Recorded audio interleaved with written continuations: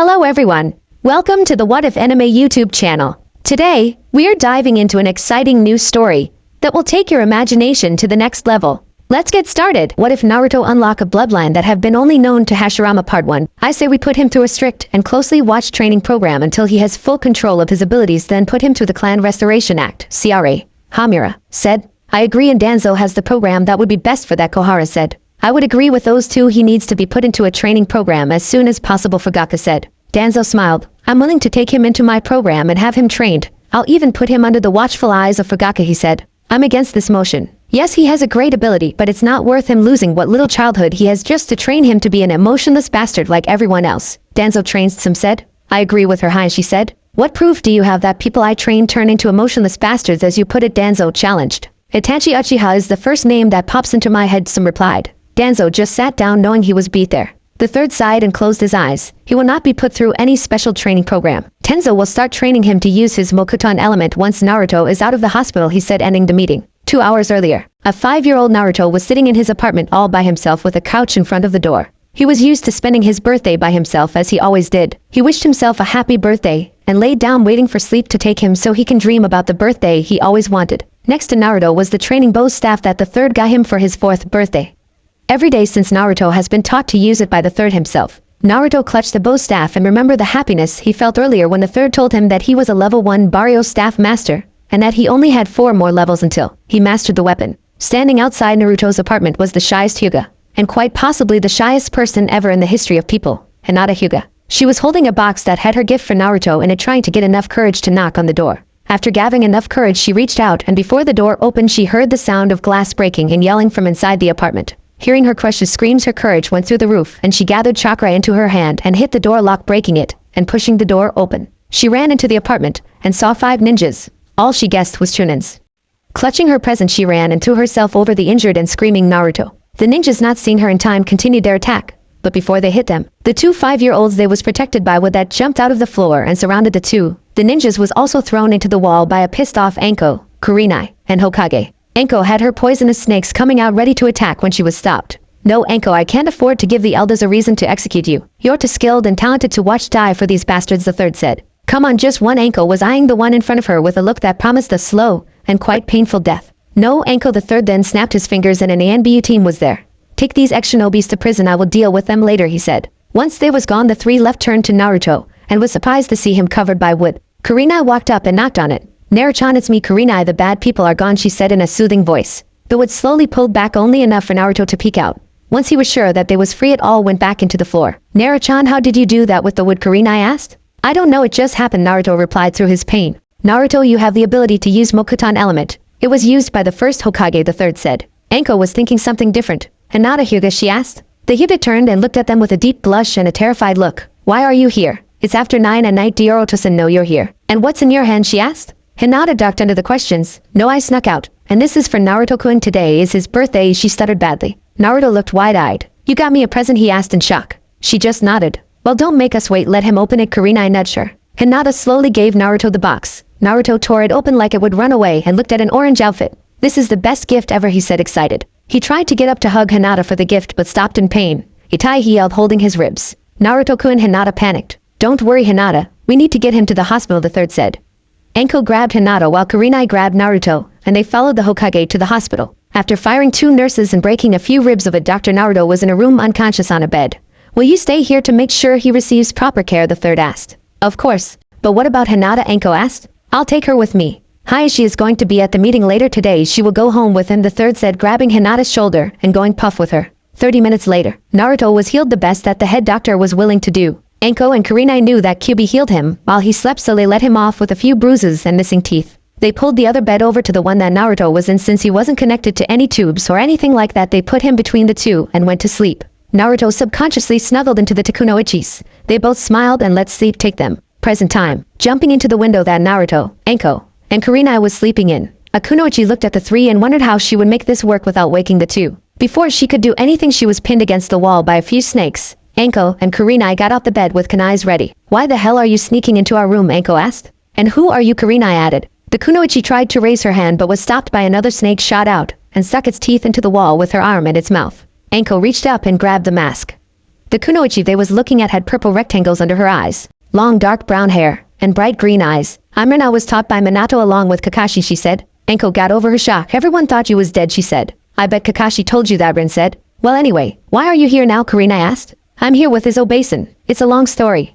But she wanted to take him away from this village and train him with love like he should have been receiving, Rin told them. I have an obesan, they heard. The three looked over at Naruto and saw him struggling to sit up. Naruto-chan, don't move, you're not healed yet, Anko. And Karina yelled, running to him, forgetting about Rin. Nichins, I'm fine, really. I want to know more about my obesan though, Naruto said. Rin walked over to them. If it's okay with you two, I can heal him, she said. Anko and Karina moved to the other side of Naruto without question and watched as she healed Naruto. Now about your obesan. She is pretty pissed she was never told you was alive, she said. What's her name, Naruto asked. Konan Uzumaki. She is the youngest sister of Kushina Uzumaki, your cousin. They was split up during the Third War and have been looking for each other since. Kushina sent me out to find her. Once I told her about you being born and that Kushina would send word for her to come once Kyuubi was defeated, we traveled the shinobi world. Together, when he got wind of a blonde Jinchuriki, we both headed this way. We asked around about him, and as soon as someone said Naruto Uzumaki needs to die, Konan almost quite literally went on a rampage. I convinced it would be better to train you away from the village, Rin told them. So she's waiting on me, Naruto asked. Yup, she gave me 10 minutes to get you from the hospital before she destroyed it to get you herself, Rin said. Naruto looked at Karina and Anko. Can they come, he asked. Rin smiled while shrugging. It's their decision, she said. I'm coming, Anko said automatically. You can't get rid of us that easy, Karina said. Karina picked Naruto up and the three kunoichis jumped out the window and headed towards the village wall where Konan was waiting. Rin, I asked you to retrieve my nephew, not kunoichi, she said. I did. He asked them to come with us, and they agreed, Rin said. Fine, let's just go already before I kill the next person I see, Konan said. Wait, I'll be right back, Anko said and vanished. She returned a few seconds later with a sleeping Hinata. Sorry, but I couldn't leave her behind. It would kill her waking up and not knowing where Naruto is, she said. The next day, Hayashi stormed into the Hokage's office waving a scroll in front of the third. What the hell is this? Who the hell have my daughter? He bellowed angrily. The third sighed and showed him the same letter for Naruto. I don't know, Naruto is missing also. So is Karina and Anko. But this letter said they will write as soon as they get the chance. At least we know they are in good hands. And the Byakugan won't be stolen, the third said. The Byakugan. Screw the Byakugan, my daughter is missing, do you understand that? I don't care what happens to the Byakugan, I want my daughter, Hayashi bellowed again. The third blinked. When did you get so protective of Hinata? I thought she was too weak, he asked. Hayashi looked murderous. That has absolutely nothing to do with my daughter being missing, he said. The third sighed. I'll write Jiraiya and Tsunade and let them know what happened and ask them to keep an eye out for the two, he said. I expect to hear their reply as soon as it arrives. Hayashi then left. The third sighed and looked at his letter again. Outside of Haino Kuni, Hinata finally woke up.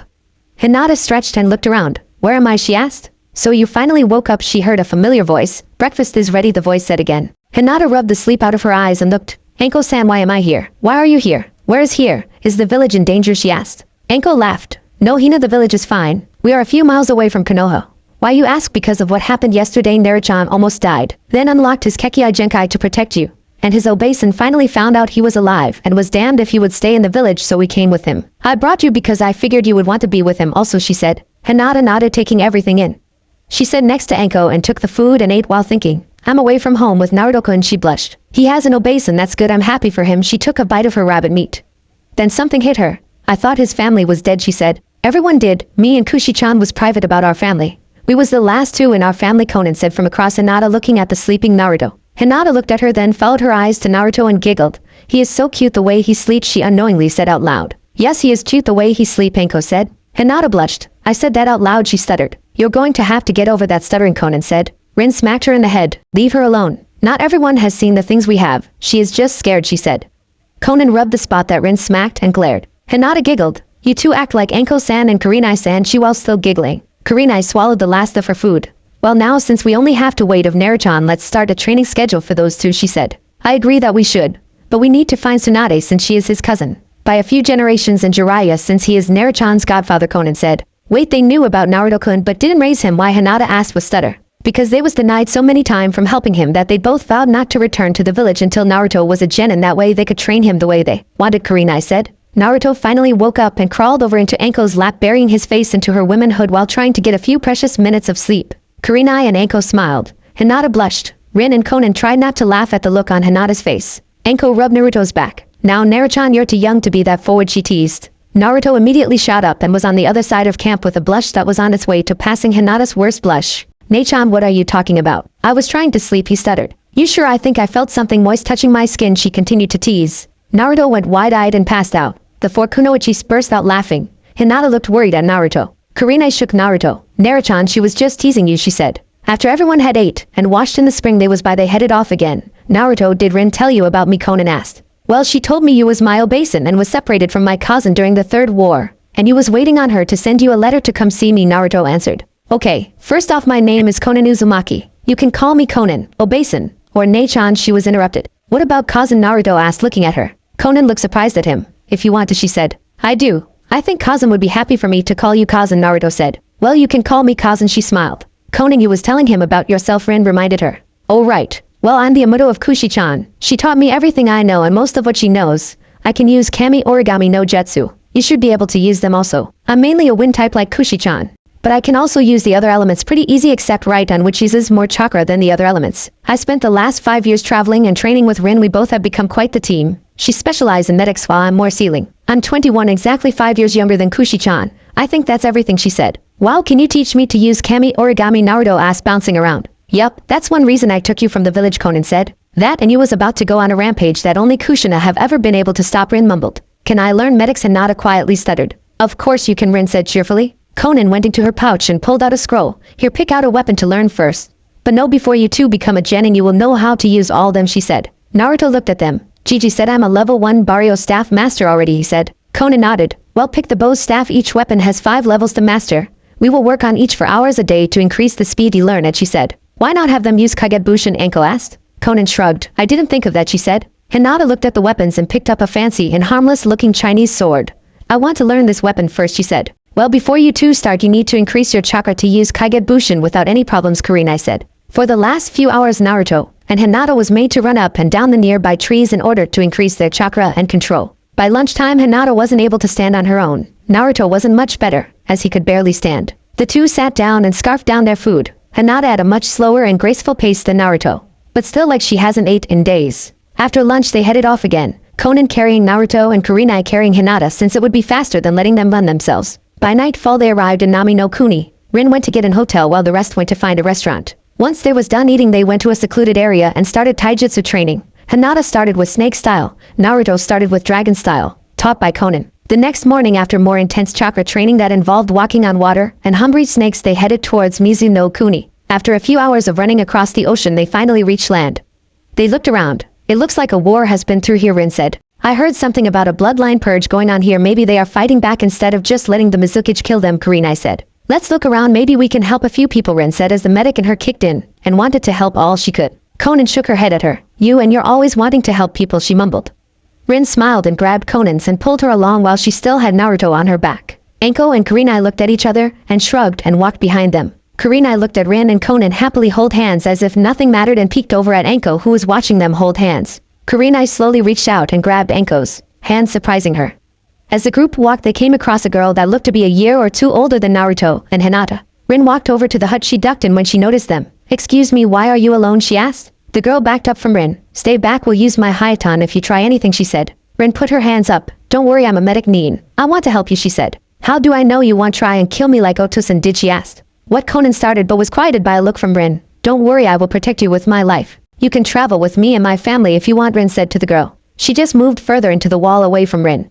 Hinata squirmed her way off of Kurenai's back and slowly walked over to the girl. Hello, I'm Hinata Hyuga, what's your name, she said with a stutter. Haku, the girl replied with a stutter. Hinata smiled. I think you should come with us. You won't have to be alone, she said, thinking about all the times she wished she could talk to Naruto like this. Haku looked at them, then back to Hinata. You promised they won't try and hurt me, she asked. Hinata nodded. I will protect you. You're my friend, she said. Friend, really? I only ever had a friend, Haku said. Hinata grabbed her hand and led her to the others. You have two now, she said. Well, that was unexpected. And I must say it was rather sweet, Conan whispered to Rin, who just nodded. Naruto happily walked over to Hinata. Hinata, who is your friend? He asked rather loudly. This is Haku-san, Hinata replied with a stutter and blush. Hi Haku, I'm Naruto Uzumaki, he said, holding out his hand. Haku looked at it, then at Hinata, who nodded to her. I'm Haku, she shook his hand. Well, now let's see if you're injured, Rin said, going through some hand signs. Haku saw her hands turn green and backed behind Hinata. When she noticed Rin not hurting her but healing her, she relaxed. Once Rin was finished, she smiled. Well, now that your minor wounds are healed, let's get going, she said.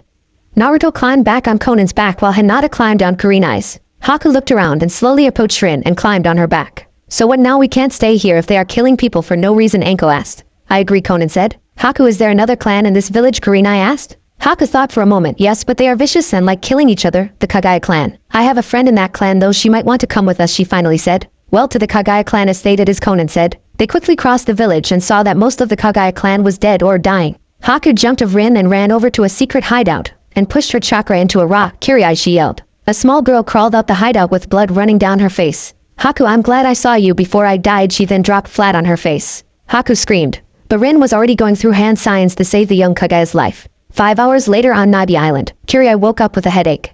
She moaned out while sitting up. Am I in heaven? She asked herself. Kirai, Haku yelled while tackling her best friend in a hug. Itai, Haku, that hurts, Kirai complained. Haku-chan, you have to let Kirai-chan recover before you be so rough with her. Rin laughed. Sorry, Kirai, Haku said. What happened? Where am I? Kirai asked. Well, we saved you from dying. If it wasn't for Haku going to your hideout, you would have died a lonely death, Conan said. Well, thank you, Kirai said. No thanks needed. But do you want to travel with us? Conan asked. You the ones who saved me. I will be honored to travel with you, Kirai replied. Good, you will join our training when you recover, Rin said. Karina walked in with a few bags. I bought dinner, she announced. Did you buy ramen? Naruto asked, hopping from foot to foot in front of Karina. Everyone in the room laughed at him. Kirai did it with some pain though. No, Naruto-chan, you have to eat other things besides ramen, Karina said. As they was about to start eating, there was a knock on the door. Karina walked over to it. Yes, she asked, opening it, and was shocked. Sorry for the intrusion, but I sense Bayatoko in here. Can I see him? Tsunade asked a gaping Karina.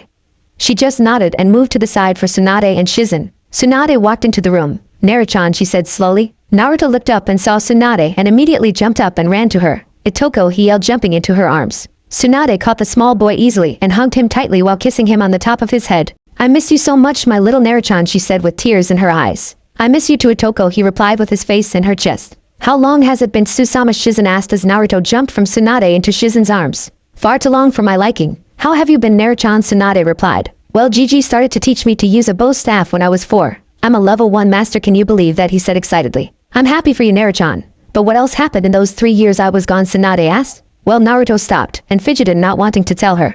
Well, since Naruto-chan don't like talking about it, I'll fill everyone in, except Hinata and Karina, Anko said. Once everyone had their attention on Anko, she started. Well, since Tsunade left, the council have tried multiple times to have Naruto-chan executed. Danzo tried to get him into his training or brainwashing program, as I call it. Kakashi team, who by the way, for those who don't know, he was trained by Naruto-chan's Lotusan, have not even made an attempt to keep Naruto-chan safe. The only friends Naruto-chan has are those here now, and the third who is like a grandfather to him. Also, he has been beaten by the villagers and a few Chunins almost every day for the last 3 years. Also, he was almost killed more times than any of us want to remember, she told everyone. Tsunade, Shizen, Rin, and Conan was pissed, all fighting the urge to march to Konoha and kill a few thousand people for how they treated Naruto. Haku, Hinata, and Kirai looked like they was about to cry. Eventually Tsunade calmed herself enough to talk. Well, Naruto-chan and ladies, I hope you like medics because I'm putting you forth through the toughest medic and chakra training you will ever go through, she said. What a Toko, why do I have to learn medics? Naruto complained. Because I said so, and Kushina was a pretty damn good medic in her own right. And I'll be damned if her son doesn't learn it, Tsunade said, leaving no room for Naruto to argue with. What she said? Haki, you need to pick out a weapon to train with. Once you master, you will go on to the next weapon. Kiria, I'm going to assume that you know how to use your bloodline to make weapons, Conan said. Yes, I can make almost any weapon. Our clan starts early on learning our bloodline since it's the only weapon we use, Kiria replied. Good, since I'm teaching Naruto dragon style and Anko is teaching Hinata snake style, who will teach Haku and Kiria? Conan asked. I'll start Haku on medic style, Shizen said. I'll start Kiria on crane style, Karina said. I'll teach them the book crap and other things like that they need to know. But I'm assuming that once they learn the style, they will rotate to learn the other styles, Tsunade guessed. Correct, they are going to be the most well-rounded team ever, Conan said. Tsunade smiled. Well, kids better be ready for hell because you just entered it, and the only way out is through hard work and outstanding teamwork, she said. The 4 kids just groaned while imagining the pain they would be put through. In Konoha, Hayashi rushed into the Hokage's office. Did you find out anything? He asked. Yes, Hayashi, they are with Tsunade training. She said that if you want you can send scrolls on the Byakugan and Juken for Hinata, but it's completely up to you, the third said. Hayashi let out a breath. Is she hurt? Hayashi asked. From the letter I received, she is in perfect health and is being put through a very demanding physical training session with Naruto and 2 others to prepare them for their real training, the third said. Hayashi nodded. I'll bring a copy of a few scrolls for her to learn. He then walked out. On Nadi Island, the 4 kids was laid out on the ground trying to catch their breath. Naruto had always thought Shizen was the sweetest and nicest person and had no mean bone in her body. But after what she just put them through, he was rethinking his opinion of her. Her physical training, the 7 layers of hell the 4 kids called it, consisted running 5 miles with boulders on their back, ungodly amounts of push-ups and sit-ups, 100 punches and kicks to a padded tree, more boulder running except this time with smaller boulders and on water, dodging kunais, shurikens, paper weapons, rocks, and anything else the adults could find and throw at great speeds without moving their feet. And not to mention waking up at the godforsaken hour of 5 in the morning. I mean, really, who wakes up at that time just to go through this hell? Naruto thought. Okay, enough rest, Shizen piped up. What, but we didn't even have a full 10 minutes, they all complained. Shizen glared at the four. She actually glared. This shocked the four greatly. I set up now, she said in her commander voice. They all jumped up. From what they knew, Shizen was so sweet and nice that she never talked with that kind of tone, so they didn't want to know what would happen if they didn't. Listen. Shizen walked in front of them. Now we need to work more on your chakra reserve and stamina so you all can use Kagebushin to increase the rate at which you train. Get on the water and lay down. Face up, Naruto. Until I tell you training is over, she told them. The four ran over to the water and laid down, finding it hard to stay atop at first. But slowly they started to figure out how to do it. Tsunade walked up to Shizen. I'll watch them. The other wanted you to join them for personal training, she said. Okay, Tsusama, Shizen replied. Stop calling me that, please, Shizen, Tsunade said. Okay, Tsuchan, Shizen giggled. Tsunade just shook her head at her apprentice. Shizen found the other four in another training area a few miles from the one he had the kids at. Hey, she said. Shizen, how is training going, Karina asked. Well, if I keep pushing them this hard, I predict the girls will be able to use at least 3 Kagebushins in a month, Shizen replied. Great, then we can start the real training, Conan said. Yup, now let's start our spars. I haven't had a good fight in so long, Ren said. 4 hours later, Shizen sat up off the ground, panicked. Oh no, I forgot to tell Tsuchan when to let them off the water, she said, and ran back to the training ground with the other four behind her. They all arrived in the training area to see Tsunade and the 4 kids sleep. I thought they would still be on the water, Shizen said, letting out a breath. Anko looked at her watch. Time for weapon practice, she said. After a few snakes and 4 alert kids and a smirking Anko, she started. How was your sleep, she asked. Not long enough, Naruto said. To bad time for weapons training, Anko said.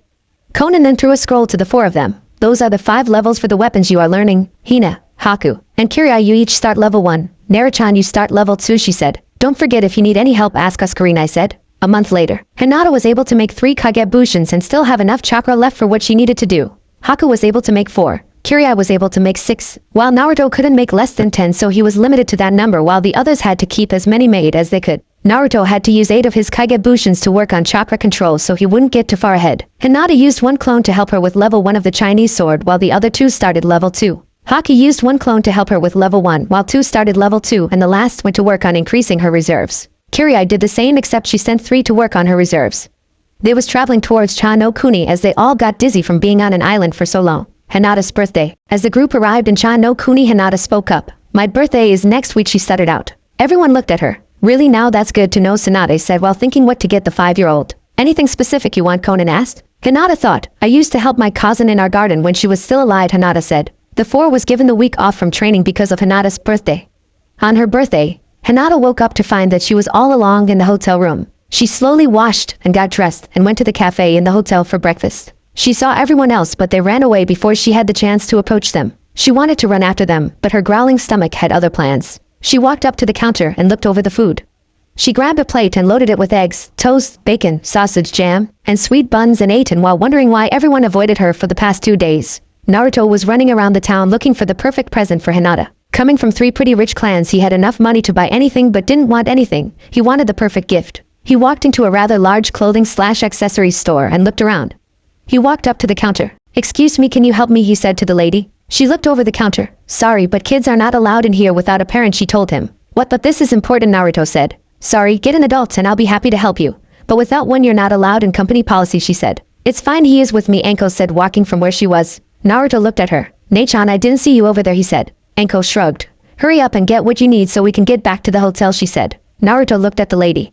She looked between Anko and Naruto. The kunoichi tilted her head in a way that dared her to try and kick him out. Right, what can I help you with, she asked. Well, it's my best friend's birthday. And she turns 5, but I don't know what to get her, he said. The lady nodded and led him through the rows of merchandise. Well, what's her favorite color, she asked. Lavender. Is that a color, Naruto answered. So light purple, the lady said. She then went through the clothes. Here, she should like this. It's made light from moving, she said. Okay, I'll get it, Naruto said. They walked to the counter. Where's your Nei-chan so she can pay for it, the lady asked. I'm paying. He then pulled out some money and gave it to the lady. She looked shocked, then scanned the clothes and bagged them, giving Naruto his bags. She watched him grab his stuff and start to leave. Anko walked up. Hold on. I didn't see you give him his change, she said. I put it in the bag, she said nervously. Anko took the bag and checked it. I don't see any money in here, she said, looking at the lady. He must have taken it out then, she said. A snake flew out of Anko's arm and slammed the lady into the wall behind her. Don't fuck with me or Naruto, now where is his change, she hissed. A younger lady who looked Anko's age ran up. What's going on, she almost yelled. She's trying to steal from him. And I want the change she owned, Naruto, now, or I will make sure she dies slowly and painfully, Anko said. The younger lady looked at the older lady. Yuki, get your things, you're fired, she said. What, please, I need this job, I can't support my son without it, she started to cry. I gave you 3 chances already. And if I remember correct, your son is old enough to get a job himself. Now get out of my store before I call the police, the store owner replied. Anko dropped her and she ran out. Sorry, now what was bought so I can give you the correct change, she asked. Later that night, everyone but Hinata was standing outside the door with their gifts in hand. Tsunade also had some cake and ice cream. Shizen walked in the room and busied Hinata with a random quiz on the medic stuff Tsunade had taught her. Shizen made sure that Hinata's back was towards the door, and once everyone was in the room they took a breath. Happy birthday, Hinata, they yelled. Hinata jumped and quickly spent around and saw all the presets and cake. She smiled, while she said, once they ate the cake and ice cream they gave Hinata her presents. From Naruto she got a pair of purple pants, a purple shirt, and purple coat like Anko's. Tsunade got her a mini travel garden and a scroll she could keep it in.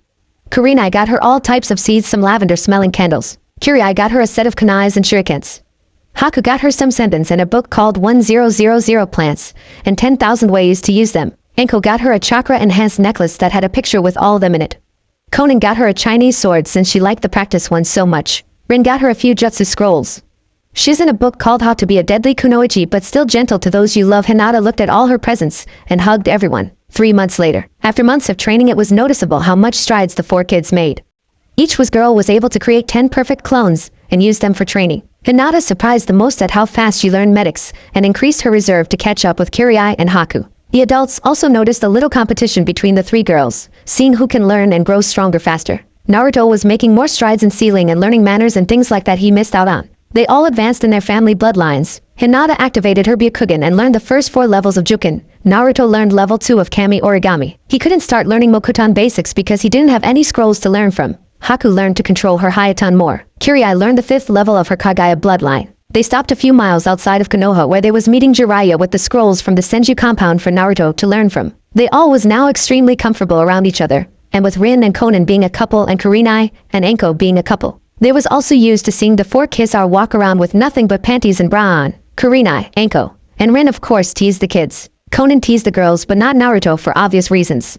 This didn't go without a consequence because the kids started to show signs of perversion, especially Naruto peeping in on everyone except Tsunade and Konan while they showered or bathed, which by the way everyone knew about. But since he didn't do it out in public they didn't say anything, and the adults even went out of their way to keep the door cracked for him. The 3 girls peeped on the adults but not as much as Naruto, just when their curiosity got the best of them, which wasn't more than once or twice a month. Jiraiya arrived at the meeting area and introduced himself. Toad and stupid dance in all its glory. This of course resulted in the kids really doubting that he was a Sannin after noting how serious Tsunade was out in public. But once he got the crap beat out of him by Tsunade for staring at her breasts and got up like nothing happened, they put their doubts behind them. Once that was done they started to travel again. This time they added ninjutsu training to their regime. Jiraiya of course being the ninjutsu juggernaut, he was immediately gave Hinata, Naruto, and Kyrie chakra paper to start them on their element training. Hinata was Suiton and Raiton. Kyrie was Katon and Suiton. Naruto was Futon, Doton, and Suiton. Haku told him her elements was Futon and Suiton. Jiraiya nodded. You all are Suiton, not really surprising since 2 of you are from Kyrie. Naruto's bloodlines uses Suiton, and Hinata's Cosm was a Suiton user, he said. So you can train them in every element, Kurenai asked. No, we have to go to Kumo to find someone to train Hinata and Raiton. But I can train them in everything else, Jiraiya said. Well, let's head there now. Element training will take a few years and I'm tired of constantly moving around, Tsunade said. Fine with me, Konan said. Wait, wasn't there a report that Kumo tried to steal the Byakugan a few months ago, Jiraiya asked. I wrote to Sensei about it. He said that it was a rouge group of Kumo nins who all was banished from the country for their radical acts and experiments, Tsunade said. So with that the group left Hai no Kuni and went to Kaminari no Kuni. After a few weeks of traveling they arrived at the gate. Hello, what can I help you with, the guard asked. Can we see the wreckage, Jiraiya answered. Sure, follow me. He took them to the tower. Once inside the wreckage greeted them. How can I help you, she asked. Well, we have a student whose element is Raiton and no one to train her. I was wondering if there was a way she could get trained here, Jiraiya said. The wreckage thought for a minute. Well, I am working with the Hokage to get an agreement between our villages. How about I let a Jounin travel with you and train her, she asked. That will work, Jiraiya said. One moment please, the wreckage pushed a button. Yujito, can you please come to the office, she asked. I'll be there in a minute, they heard. A few minutes later an Anbu appeared in the room via Shunshin no Jutsu. You wanted me, wreckage, she asked. Yes, Yujito, I have a mission for you, she said. She pointed behind Yujito. These group of shinobi are travelers from Konoha. I'm assuming they are on a training trip. But one of them can use Raiton element but have no one to train them. I want you to travel with them and train this person. You will stay with them until they return to their village. This mission will be part of the working agreement we are setting up with Konoha, she said. Yujito turned and eyed each of them. Okay, I'll take the mission, she said. Good, you leave whenever they are ready, the Reikage said. Itoko, I'm hungry, can we eat before we leave, Naruto said. Yes, Naruto-chan, we will eat before we leave, Tsunade said, rolling her eyes. I'll show you around the village, Yujito offered, trying to be nice. Okay. But you can just be yourself, you don't have to be someone you're not, Conan said. Good, I hate acting likable for other people, Yujito said, walking out the door. Well, she is cute, Anko said when Yujito was out the room. I heard that, Yujito yelled back. At a fancy restaurant a few hours later after sightseeing, everyone was sitting down and looking at the menu. When no ramen, Naruto complained loudly. No, this restaurant doesn't serve ramen, it's a foreign place, the owner is from over the mountains. But he serves this food called spaghetti. It has the same noodles as ramen but made in a different way and has this red sauce on it made out of different vegetables. It's pretty good, you should try it, Yujito said. What's a taco, Hinata asked. It's a flatbread made out of corn and hardened. Then they put meat, lettuce, cheese, and this sauce called ranch on them. They are good and healthy, Yujito said. What's beef stew, Kiri asked. It's a mixture of different meats and vegetables and brought to a boil in a broth. It's very good, Yujito said. Do this place sell sake, Tsunade asked. Not exactly, they have something called wine. It comes in different flavors and colors. It is basically the same thing except made in the West. I haven't tried it because I don't drink sake, Yujito said. What burger, Anko asked, sounding it out in a funny way. It's Yujito thought about it. It a piece of meat between two pieces of bread. It can come with vegetables on it, she finally said. And swimming chips, Karina asked. That is fish cooked in this oil and cut potatoes also cooked in oil. It's personally my favorite, Yujito said. I'll take a salad and taco, Haku said. I want to know what exactly a pizza, Jiraiya said. Well, that's just the dough before it becomes bread and it's spread out like you would a pie. Then you put sauce on it with cheese and anything else you want, then cook it, Yujito said.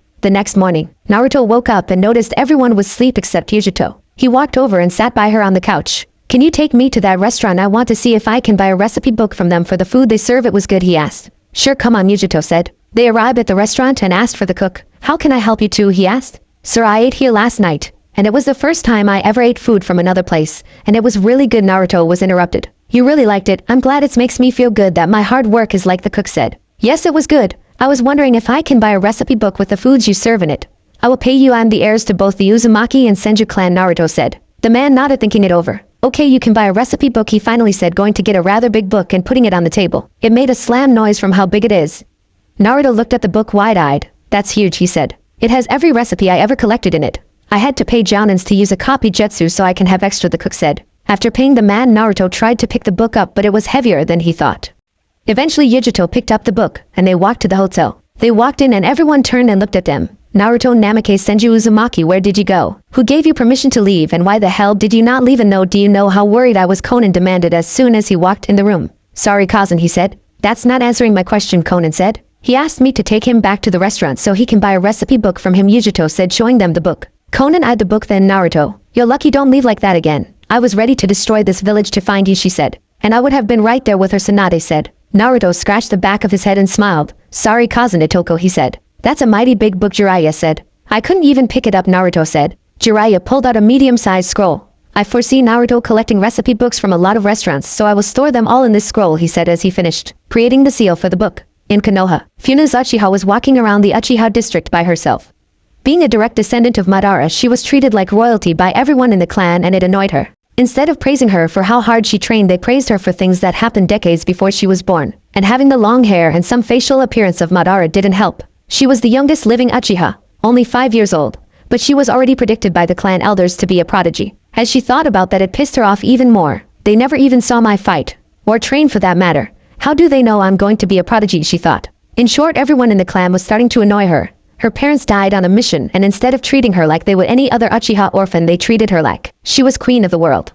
She quickly developed an attitude that said, fuck with me and I'll hurt you even if I am only 5, and a few times she went through on that to one Sasuke Uchiha, the boy closest to her age, only a year older, after he kept asking for her hand in marriage. Honestly, I'm 5 fucking years old, why the hell would I think about marrying anyone, let alone someone who can't beat me, she thought angrily. Her mental rant on how pissed off she was at the Uchiha clan was interrupted. Funu. Dinner's ready, her guardian said. Yes, Miss Mikoto, Funu replied kindly to the older woman. Funu, why am I the only one who you don't talk to as if you hate them, Mikoto asked. You're the only one who don't treat me as if I'm some kind of princess. You treat me the same as you do every other Uchiha kid. Like a kid, Funa said. Mikoto smiled. Because you are a kid in my eyes, but to everyone else you are the princess of the Uchiha clan, she said. Why I don't want to be a princess, I want to be just Funu and create my own path. I hate how everyone thinks they have to give me everything, Funa said. I know you do, sweetie. But you only have to put up with it for a few more years until you get on a genin team, Mikoto said. A year later, Hinata, Naruto, Haku, and Kirai grew stronger during the past year to the point that they all was able to do basic jutsus in their element. Yujito grew to actually like the group and even joined in and teasing the kids by walking around in only her panties and bra. Of course she was introduced to Naruto's peeping. She of course locked the door at first, but eventually started to enjoy teasing him while she showered or bathed. Jiraiya started to write books based on the group and used the money for the group since the book was about them after all. Yujito and Shizen even changed their clothes so that all the ladies except Tsunade and the kids was wearing some type of kunoichi made dress. The kids all became 5-level masters in 3 weapons each and was currently working on their 4th. They all also was working on mastering their 3rd taijutsu style. Hinata was working on higher level juken and main family techniques. Haku was constantly creating new jutsus and uses for her bloodline. Kiria used her bloodline for everything possible. She even created a jutsu that allowed her to make her bones in the shape of kunais and shurikens. Naruto mastered a few levels of both his bloodlines. They all became good medics. Hinata and Haku clearly outshined Naruto and Kiria, but they knew enough to make Tsunade happy. In Sealing is where Naruto and Kiria outshined Hinata and Haku. But Naruto clearly showed that he was well above the skill of someone his age should be in sealing. They each had a seal on their hand that held their favorite weapon in it. For Hinata it was the Chinese sword she got for her 6th birthday. For Haku it was a Zanpakuto she got for her 9th birthday. For Naruto it was a gunblade that Conan got for his 7th birthday. For Kiria it was a death scythe, the only weapon she couldn't make out of her bones. It was given to her on her 8th birthday. At the moment the Naruto was peeping through a hole he put in a fence that separated the girls and boys' baths. The girls was used to him doing this, but Hinata, Kiria, and Haku still was shy about him seeing them uncovered. Anko smirked and went in front of the hole and bent over. Like what you see, she asked, waving her but in front of the hole. Naruto fell back unexpectedly from blood loose at being so close to Anko's butt. Jiraiya laughed. I think you killed him, Anko, he said. I don't see why he faints, he see it every day, Anko said. Maybe it's the context you show I'm it, and the fact that he was caught, Tsunade said. Naruto came to in the hotel room. You finally woke up, Anko said, standing over him in only her panties and bra. Naruto just started at her with a blush. You know if you move any closer you will kiss it, she teased. Anko, Naruto complained, blushing harder. Anko just laughed and walked away. Anko, will you get dressed? We have to leave soon, Conan said. Anko looked at her. You're not even dressed, she pointed out. Yes, I'm getting my clothes. And I'm also not teasing Naruto, Conan said. That's because he is your nephew. That would be gross if you teased him like I do, Anko pointed out. The group arrived in Suna a few days after arriving in the country. Tsunade and Jiraiya went to get a hotel while everyone else went to the park. Hinata, Naruto, Kiria, and Haku immediately ran to play like the kids they was. As they was pushing each other on the swing when they noticed a commotion by a nearby school. They walked over to see what was happening and saw a boy grab a ball without any hand signs from a building. And of course Naruto wanted to know who the boy was. Hey, that was so cool. How did you do that? What's your name? I'm Naruto. Are you a shinobi? Because I'm training to be one. Before he could continue, Haku formed an ice block over his mouth. You will have to excuse Naruto, he gets excited when he sees someone do a jutsu. By the way, I'm Haku, she said. I'm Hinata, Hinata said. Kiria said. Everyone blinked at them. Do you know who you're talking to? He is a monster. He is dangerous. He will kill you if you talk to him, some students yelled. Before they could move, Kiria, Hinata, Haku, and Naruto looked at the students with a motionless face and deadly eyes from all the stories from how Naruto was treated in Konoha, and how Yujito was treated as a kid in Kumo because of the demons they have sealed in them. Hinata was the first to speak and did so with absolutely no emotion in her voice. You condemn this boy who is our age for something you know nothing about, she started. How would you feel if everyone treated you differently just because of something you have no control over, Haku said. He should kill you for how you treat him, like he is worthless, Kiria said as her family killing trait kicked in. You don't know how it feels to be treated as an outsider in your own village, to be forced to carry a burden without even giving your okay to it happening, Naruto said. The kids gulped and back up from the 4 scary-looking kids. Yujito walked up to them. Naruto, Haku, Hinata, and Kiria, what the hell are you doing, she asked. They treat this boy like he is a monster, Naruto said. Because he is a Jinchuriki, it's a way of life. There is nothing you can do to change how people treat him. All he can do is learn to ignore them and only focus on those who he consider his loved ones, Yujito said. But Naruto was cut off. No, but now go play before I punish you for, she said. The 4 ran off and Yujito turned to the students. You should be lucky I decided to stop them. And just because we have demons sealed in us don't make us a demon, just a jailer. She then walked away. A blonde girl came running up. Are you okay? I heard screaming and ran as fast as I could, she asked. Yes, Temari, I'm fine. He thought about what the older blonde said. Temari, how do you treat a loved one? He asked. Temari blinked. Well, you care for them when they are sick. Make sure they are not hurt. Protect them. And help them get stronger. Why, Gara? She asked. Are you my loved one? He asked. Of course I am. You're my Ototo and best friend. I will always love you, Temari said. Will we grow strong together and protect each other? Gara asked. Temari put her arm around her Ototo's shoulder. Come on, Gara, let's go eat. The school food winked at me, she said, leading him away from the students. She looked back over her shoulder at the 4 kids who stepped up and protected Gara. I have to thank them, she thought. Later that night, Temari found out what hotel they were staying at and ran there. After knocking on the room door, Yujito opened it. Hello, I'm Temari. I wanted to thank those 4 kids who stood up for my Ototo this morning, she said. Yujito nodded. They was just about to go to sleep, but I think we can squeeze you a few minutes, she said, letting her in. She went into a room. Naru, Hina, Kirai. Haka, someone wants to talk to you real quick, she said. They walked out the room and saw Tamari. Sorry for waking you, but I want to thank you for helping my Otodogara this morning. Everyone treats him bad because he has Shikaka sealed in him. Don't worry, I have Kyubi sealed in me and I was treated just like he is, Naruto said. Well, anyway, thank you. I'm Tamari, by the way, she replied. Well, I'm Naruto. This is Hinata, then Kirai. And finally Haku, we are all best friends, Naruto said. Nice to meet you all, and I hope one day we can become friends, Tamari said. I think we will, Hinata said. Well, bye, Tamari said. Wait, Tamari, Naruto called out before she left. He went through some hand signs and out of the ground grew a GNAT with a tiny hole on the top. He gave it to Haku, who turned it into ice with her Hayatan Jutsu, then gave it to Kirai, who used the small Katan Jutsu to melt the ice around it, then gave it to Hinata, who used a Suitan Jutsu to cool it. After it was cooled, she gave it to Tamari. It's a sign of our friendship. As long as you have it, we will always be friends, Hinata said. Tamari looked amazed at it then. They was crystallized with letters that burned with fire and sparkled with ice. They was the most beautiful things she ever saw. She looked at the four and smiled. We will always keep them. She then ran out the room. Well, off to bed, you four, Yujito said, pushing them into the other room. Hinata, Haku, and Kirai climbed in the bed while Naruto laid on the floor. Yujito shut the door and joined the other ladies in the second room. You all saw what they did, she asked. Yes, I don't think they realize it.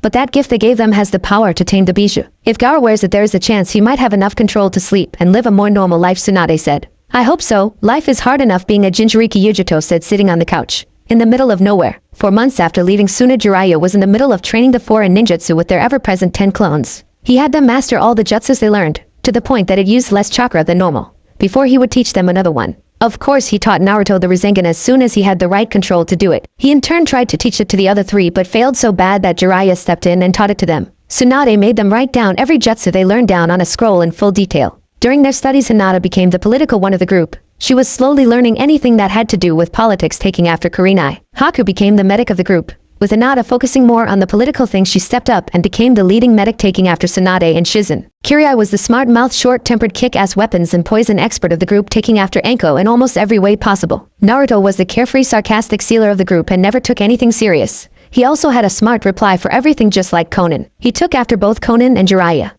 All the kids changed their outfits to match the adults. Naruto like Jiraiya. Hinata like Kurenai. Kirai like Anko. Haku like Tsunade. They was walking towards Kusa no Kuni after rumors of a giant reptile hunting people's homes. They traveled fast, mainly because Naruto and strangely enough Anko was excited to see a giant reptile, one that hopefully wasn't a snake, as Anko put it. So they crossed Hai no Kuni in a few hours and was on the outside of Kusa no Kuni. They saw that Kusa no Kuni was all but destroyed and there was 2 dragons walking around and another flying. What surprised them most though was the black and white blur that seemed to be fighting the 3 dragons, and losing.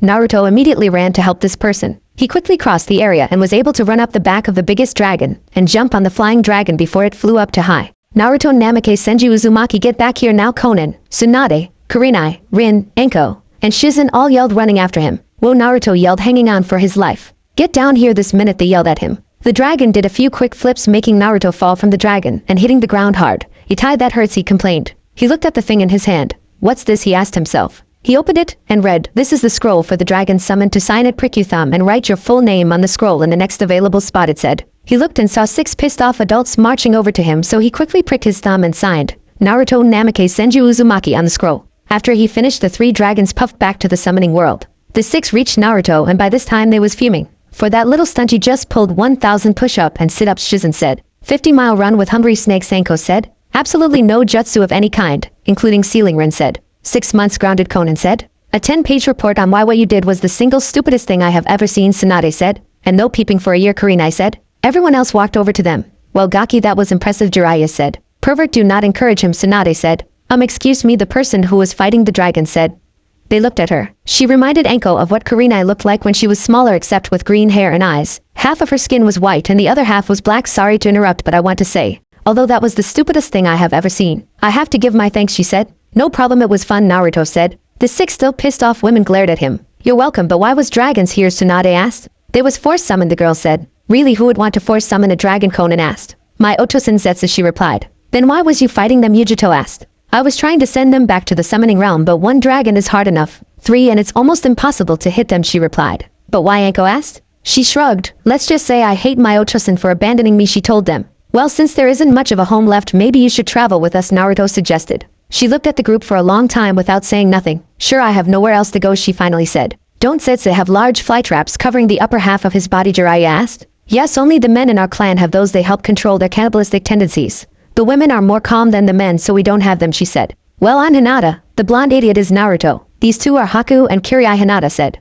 I'm Riri, she told them. 5 years later, after meeting Riri and her joining them on their travels and training, it was quickly realized that she was at least a few years ahead of the other four as far as training goes. But her personality was very reserved and she didn't like to talk to people she didn't consider her friends. She was 10 the same age as Kirai and was able to use her bloodline with ease. Her element was Suiton and Doton due to her bloodline I closely related to plants, which got her to notice Naruto because of his Mokuton ability being so similar to hers. She also showed them her lizard summon, making her the second of the kids who had a summon along with Naruto. During those 5 years, Hinata found a phoenix summon contract, Kirai found a hawk contract, and Haku found a panther contract. After Riri became close to the group, she started to notice Naruto's peeping habit that he had. She went to Kurenai about it, and was told that he never goes further than peeping, and if she didn't like it then tell him not to peep on her, and he won't. She quickly told Naruto not to peep on her, or he will be in more pain than he could imagine. They were sitting around a fire when Conan surprised them all. So how long until we go back to Konoha, she asked. They looked at her. Did you really ask that? You was ready to blow that village to smoke just a few years ago, Rin said. I know, but Kushi-chan wanted Naruto to become a shinobi there, and if I have any say in it, he will, Conan said. Well, we can go back now and enter them into the academy, Tsunade said. What more years of pointless studying, the blonde 11-year-old complained. It's only for a month, Naruto. Conan then turned to Tsunade.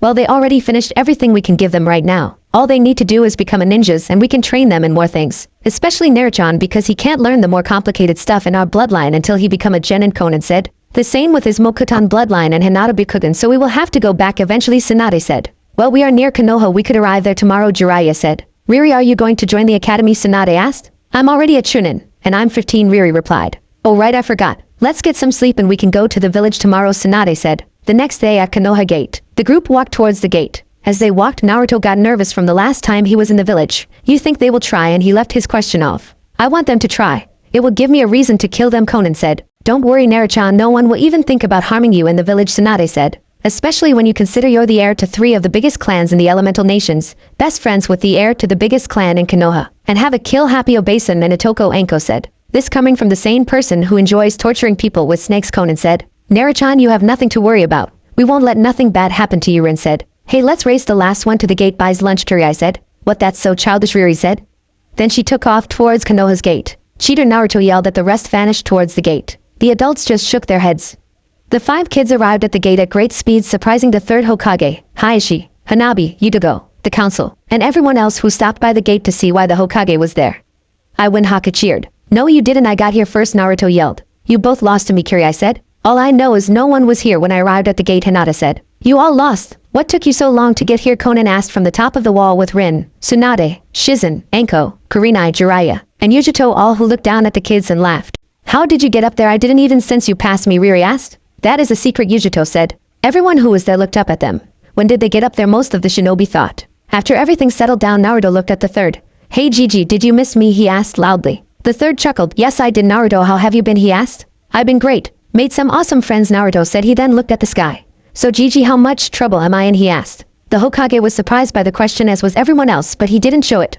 I have no clue what you're talking about, he said. For leaving like that 7 years ago. I'm sure the council flipped canines losing their scapegoat for when things go wrong, Naruto said. I assure you, Naruto, you are in no trouble. Actually, I'm happy you was able to leave when you did. It gave you the family you always wanted, and I was unable to give you, the 3rd said. Naruto smiled at the 3rd. You was family enough, Gigi, he said. It got quiet for a minute until Hinata stepped up. Otosan, she said. Hi, she looked at her. From the look in his eyes, she could tell he was happy to see her. Hinata, he simple said with a small smile. What the hell, all these people for a bunch of worthless kids? I thought it was something important they heard. Sasuke, shut up or I'll kick your ass again, they heard a female's voice say. Whatever, Funa, just because you're the princess of the Uchiha don't mean you can beat me, Sasuke said. Funa already walked away from Sasuke and was ignoring him, looking at the new people.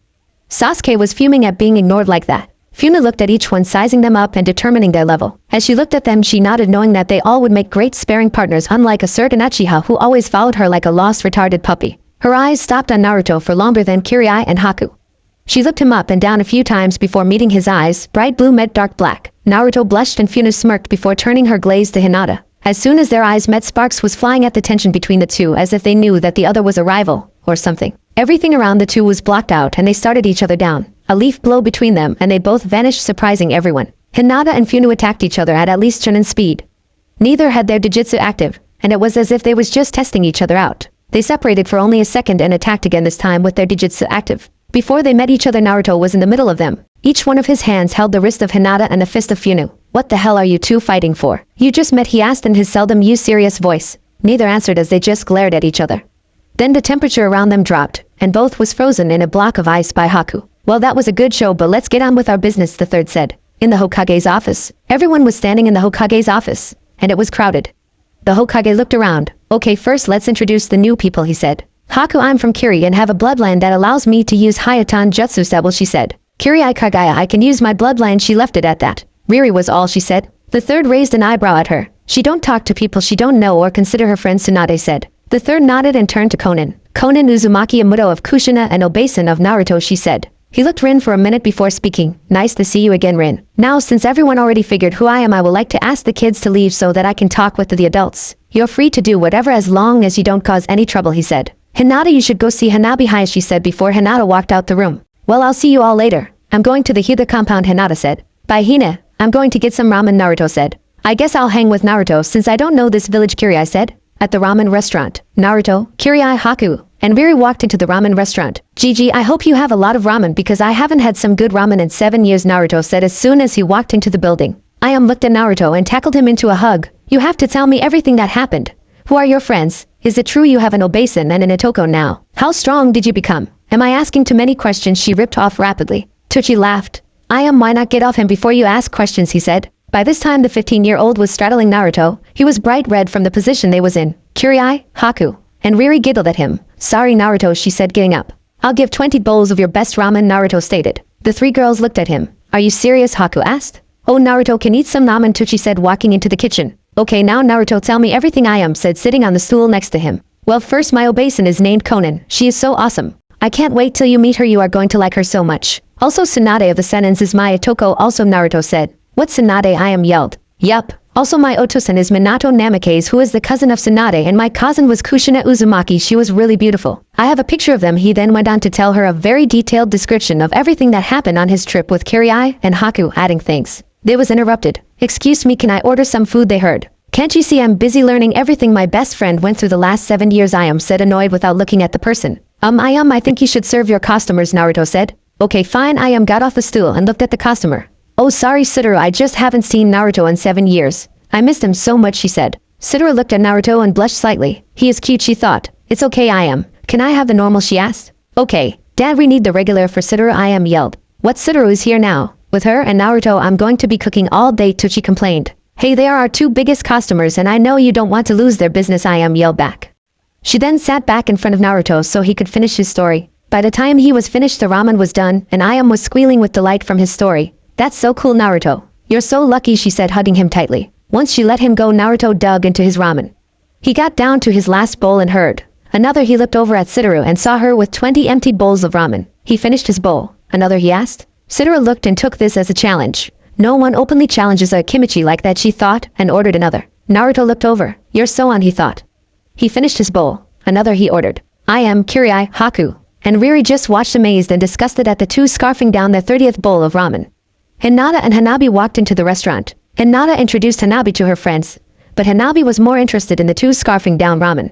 She just stared at them in awe as they had their eating competition. On the 35th bowl, Naruto couldn't eat anymore and raised his hand in defeat. Satoru smiled. "No one can beat an Akimichi in an eating competition. My Nizan is going to be so jealous when I tell him I won another competition," she said, boasting her latest victory. Once she was finished gloating, she turned to Naruto. "Satoru Akimichi," she held her arm out. Naruto watched her gloat her victory in surprise. She wasn't big like the Akimichis he had seen. In fact, she had the body type that he guessed Tsunade had when she was younger. Curves in the right places, and she was thick but not fat. Naruto guessed if he was to hug her, his hands would touch behind her back. If barely, she had the cutest red circles on her cheeks that he had ever seen. With long red hair, and she seemed to be a sweet and nurturing person. How can someone eat so much and still have a great figure like that, he thought when she spoke to him. He blinked. "Naruto Uzumaki," he shook her hand lazily. Everyone but Naruto noticed how Satoru blushed when talking to Naruto. Satoru held his hand as long as possible, until Hinata cleared her throat and pointed to her hand. Satoru let go of Naruto's hand with a blush and ran out the restaurant. First day of the academy. Hinata, Naruto, Haku, and Kirai walked into the assigned classroom and looked around. Immediately they recognized Funu, Sasuke, and Satoru. Looking around, they saw a pink-haired girl fawning over Sasuke, who was brooding. But about what they didn't know or care, they saw someone who looked even lazier than Naruto. A chubby boy who looked like Satoru, a boy with a puppy on his head, a boy with glasses on and a coat, and finally a blonde girl who was taking notes. The instructor got their attention. "Can you all introduce yourselves?" he asked. "I'm Naruto Uzumaki," he said, leaving out his full name. "Hinata Hyuga," she said. "Haku, just Haku," she said. "Kirai Kai guys," she said. "Well, can you all take a seat now so we can continue the lesson?" Irika asked. As they was walking, Satoru called out, "Hey Naruto, come sit with us. I want you to meet my niece," and she called out, waving her hand. Naruto walked over to her. The other followed. "Hey, you're Naruto. Miyamoto told me about you." "I'm Choji," the boy said. "Hey, you two look alike," Naruto said. "We are twins. Choji is a few minutes older," Satoru said. "Awesome," Naruto said. He then sat by Choji to get to know him so he would at least have one guy friend in the mix of all his female friends. The girls sat by Satoru. As soon as the lesson started, Naruto and Shikamaru fell asleep. Irika threw 2 erasers up and hit the 2 boys in the head, waking them up. "Don't sleep in my class," he yelled. "Why not? I already know this stuff. Kazan and Itoko made us learn this stuff years ago," Naruto complained. "This is troublesome. I already know this," Shikamaru said at the exact same time. "Kazan, Itoko, you're just a homeless orphan whose Kazan abandoned," Sakura yelled. Everyone looked at her. "How would you know that?" Sakura Ino asked. Sakura scoffed. "My Otosan tells me everything that happens in those boring council meeting. Like how Naruto is the human form if she was cut off." Naruto made some hand signs and an earth pillar came out the ground and knocked and held Sakura up against the wall. He had a look in his eyes that his best friends never saw before he slowly stood up, looking at the desk.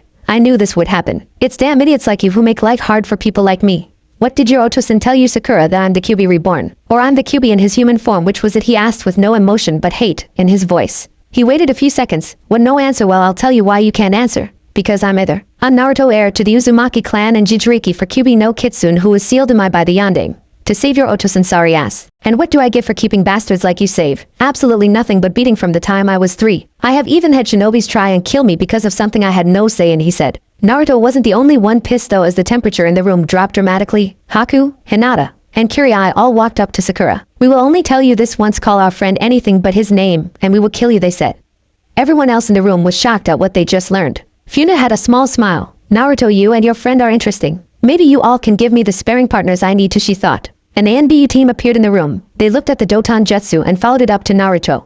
Not long, Yujito and Konan appeared in the room. "Naruto Uzumaki, what the hell did I tell you when you left this morning?" Konan scolded as she marched up to the boy, completely ignoring everyone else. "But Kazan," he was cut off. "Don't but Kazan me. Because I don't want to hear it. I gave you specific instructions and you blatantly disregarded them," she said. But Konan at Hinata was cut off. "Hinata, don't try and cover for him," Yujito said. "Excuse me if I can. But what happened wasn't his fault." Team's pink-haired Fandra was the one who spoke out of turn. She was the one who said he was a homeless orphan whose cousin abandoned him. She was the one who called him the Kyuubi in human form instead of what he is. "A kid just like the rest of us," Funa said. Konan did a U-turn and headed straight for the pink-haired girl. Yujito foresaw what was to happen, spoke. "Nara, don't let what people say get to you. Just ignore them. Sakura, you're quickly digging your own grave." She then touched Konan's shoulder and vanished with the pissed Uzumaki before she could reach the academy student. Sasuke got over his shock and walked up to Naruto. "Fight me," he said. Everyone turned and looked at him. "Piss off, Uchiha," Naruto said. "What's wrong? Scared I'll hit you back?" Sasuke taunted. Naruto yawned loudly and laid his head back on his desk, imitating Shikamaru, and fell back asleep. Sasuke scoffed and went to his seat. A month later, Kakashi, Asuma, and Ikugo was in the Hokage's office. "Now I know you was told your teams already, but there is going to be a small change to them. I'm adding a member to each team. Ikugo, your team will get Hinata. Kakashi, your team will get Naruto. Asuma, your team will get Haku. Guy's team already got Kirai," he said. "Why not just put them on a new team?" Kakashi asked. "If it was just 3 I would, but since it's 4 I can't. This is the best solution," the third said. "I have no problems with it. Hinata will fit in with my team perfectly," Ikugo said. "I agree," Asuma said. In the academy, Irika was looking over the students. "Well, congratulations on passing. Now listen for what team you will be on." He went through the teams. Once he got to Team 7, everyone started to pay attention. Team 7 will be Sasuke and Funu Uchiha, Sakura Harino, and Naruto Uzumaki. Naruto sighed and laid his head back on the desk. Team 8 will be Satoru Akimichi, Shino Aburame, Hinata Hyuga, and Kiba Inuzuka. Satoru cheered for being on a team with someone she liked while hugging the smaller Hyuga girl. Team 10 will be Ino Yamanaka, Choji Akimichi, Shikamaru Nara, and Haku. Shikamaru mumbled troublesome. Choji ate some chips and Ino looked at Haku and smiled. Kirai will be placed on Team 9, which is taught by Guy. He finished and left. Everyone watched him leave and started to leave for lunch. Funa saw Naruto sleeping and walked over to him and nudged him. "Hey, wake up," she said. Naruto slowly woke up. "What?" he asked. "Time for lunch. And if you're going to be on my team, we need to know a little about each other," she said. Naruto noticed the other teams doing the same. "Okay, what do you want to know?" he asked. "I just need to know one thing.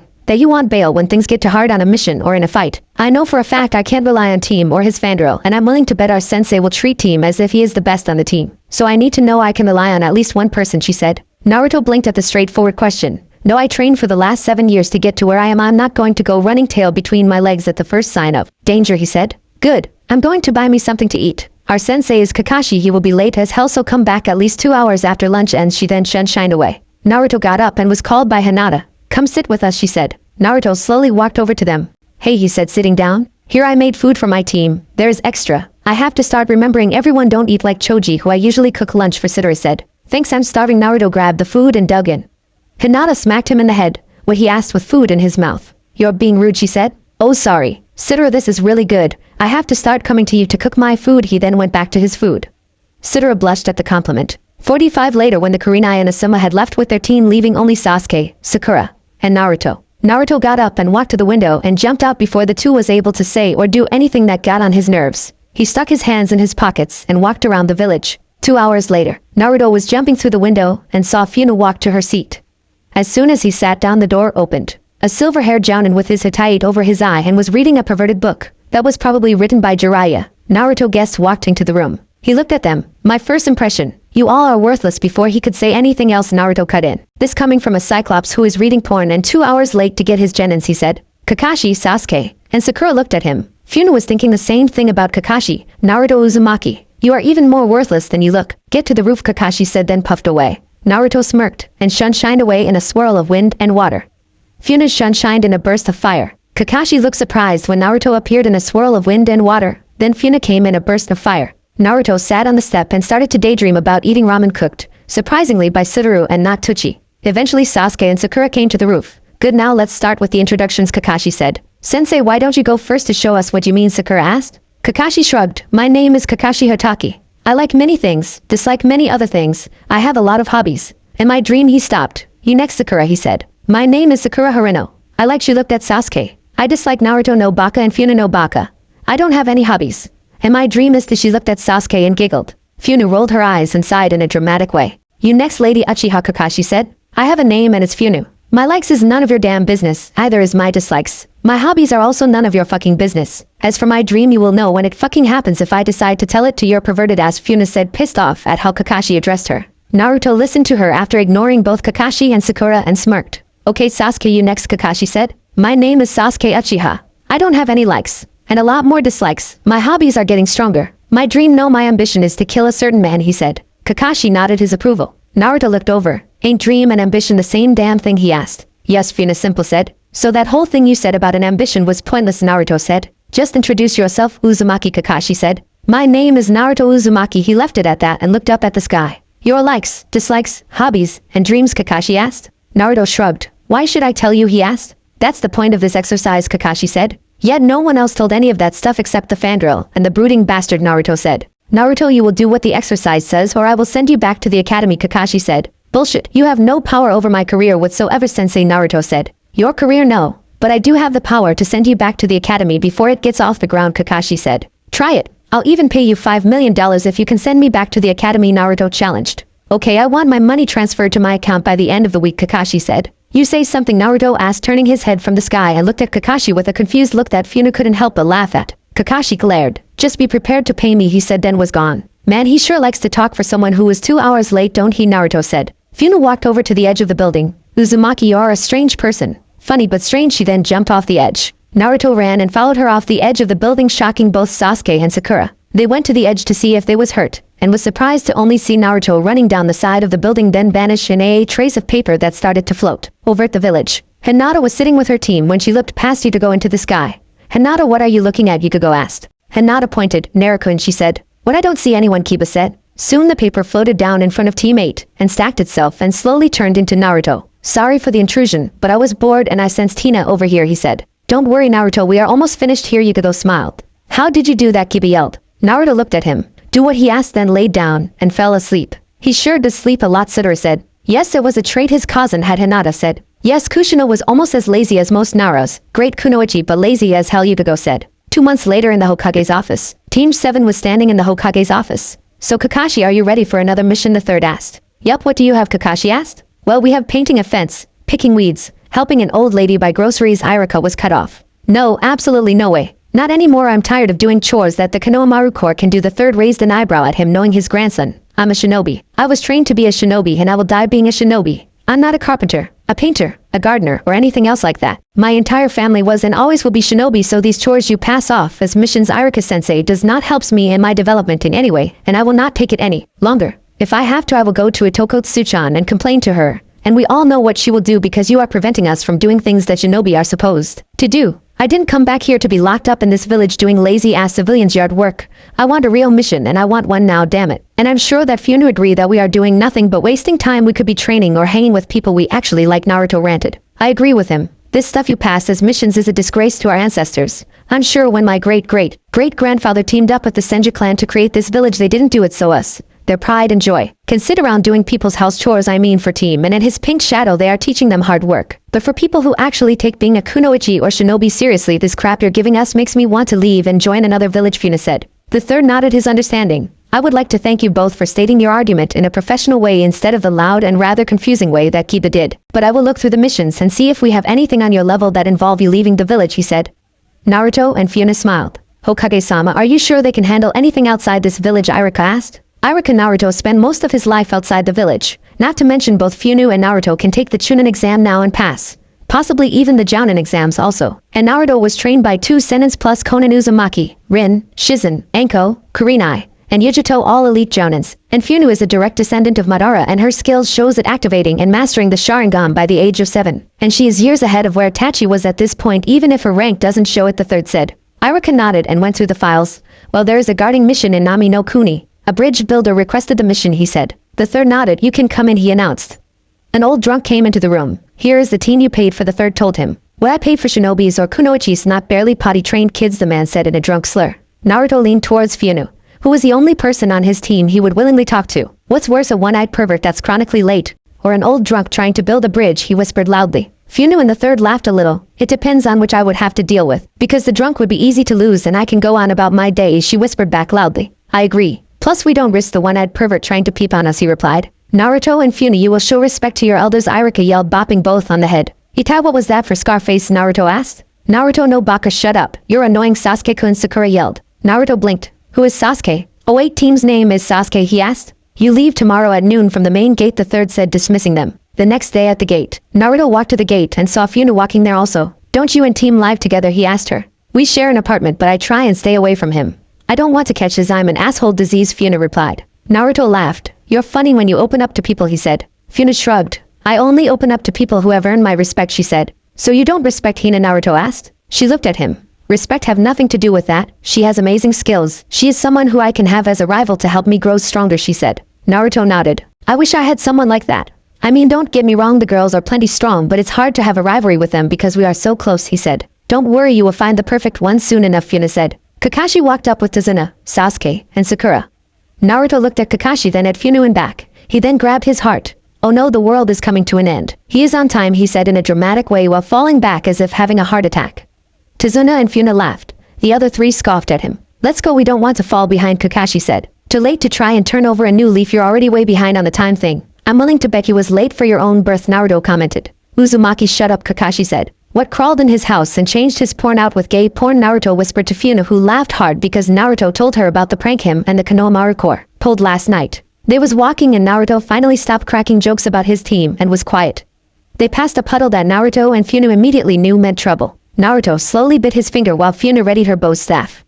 As soon as the two came out of the puddle, they had their weapons in hand. Naruto had his gun blade coming in a downward arch while Funa brought her bow staff in an upward arch at the two. The two brothers jumped to the side and the weapons connected with the chain holding their weapon together, and it broke. Naruto was about to bring his gun blade back on the one closest to him, but Sasuke ran in front of him with a kunai and stabbed the demon brother in the stomach.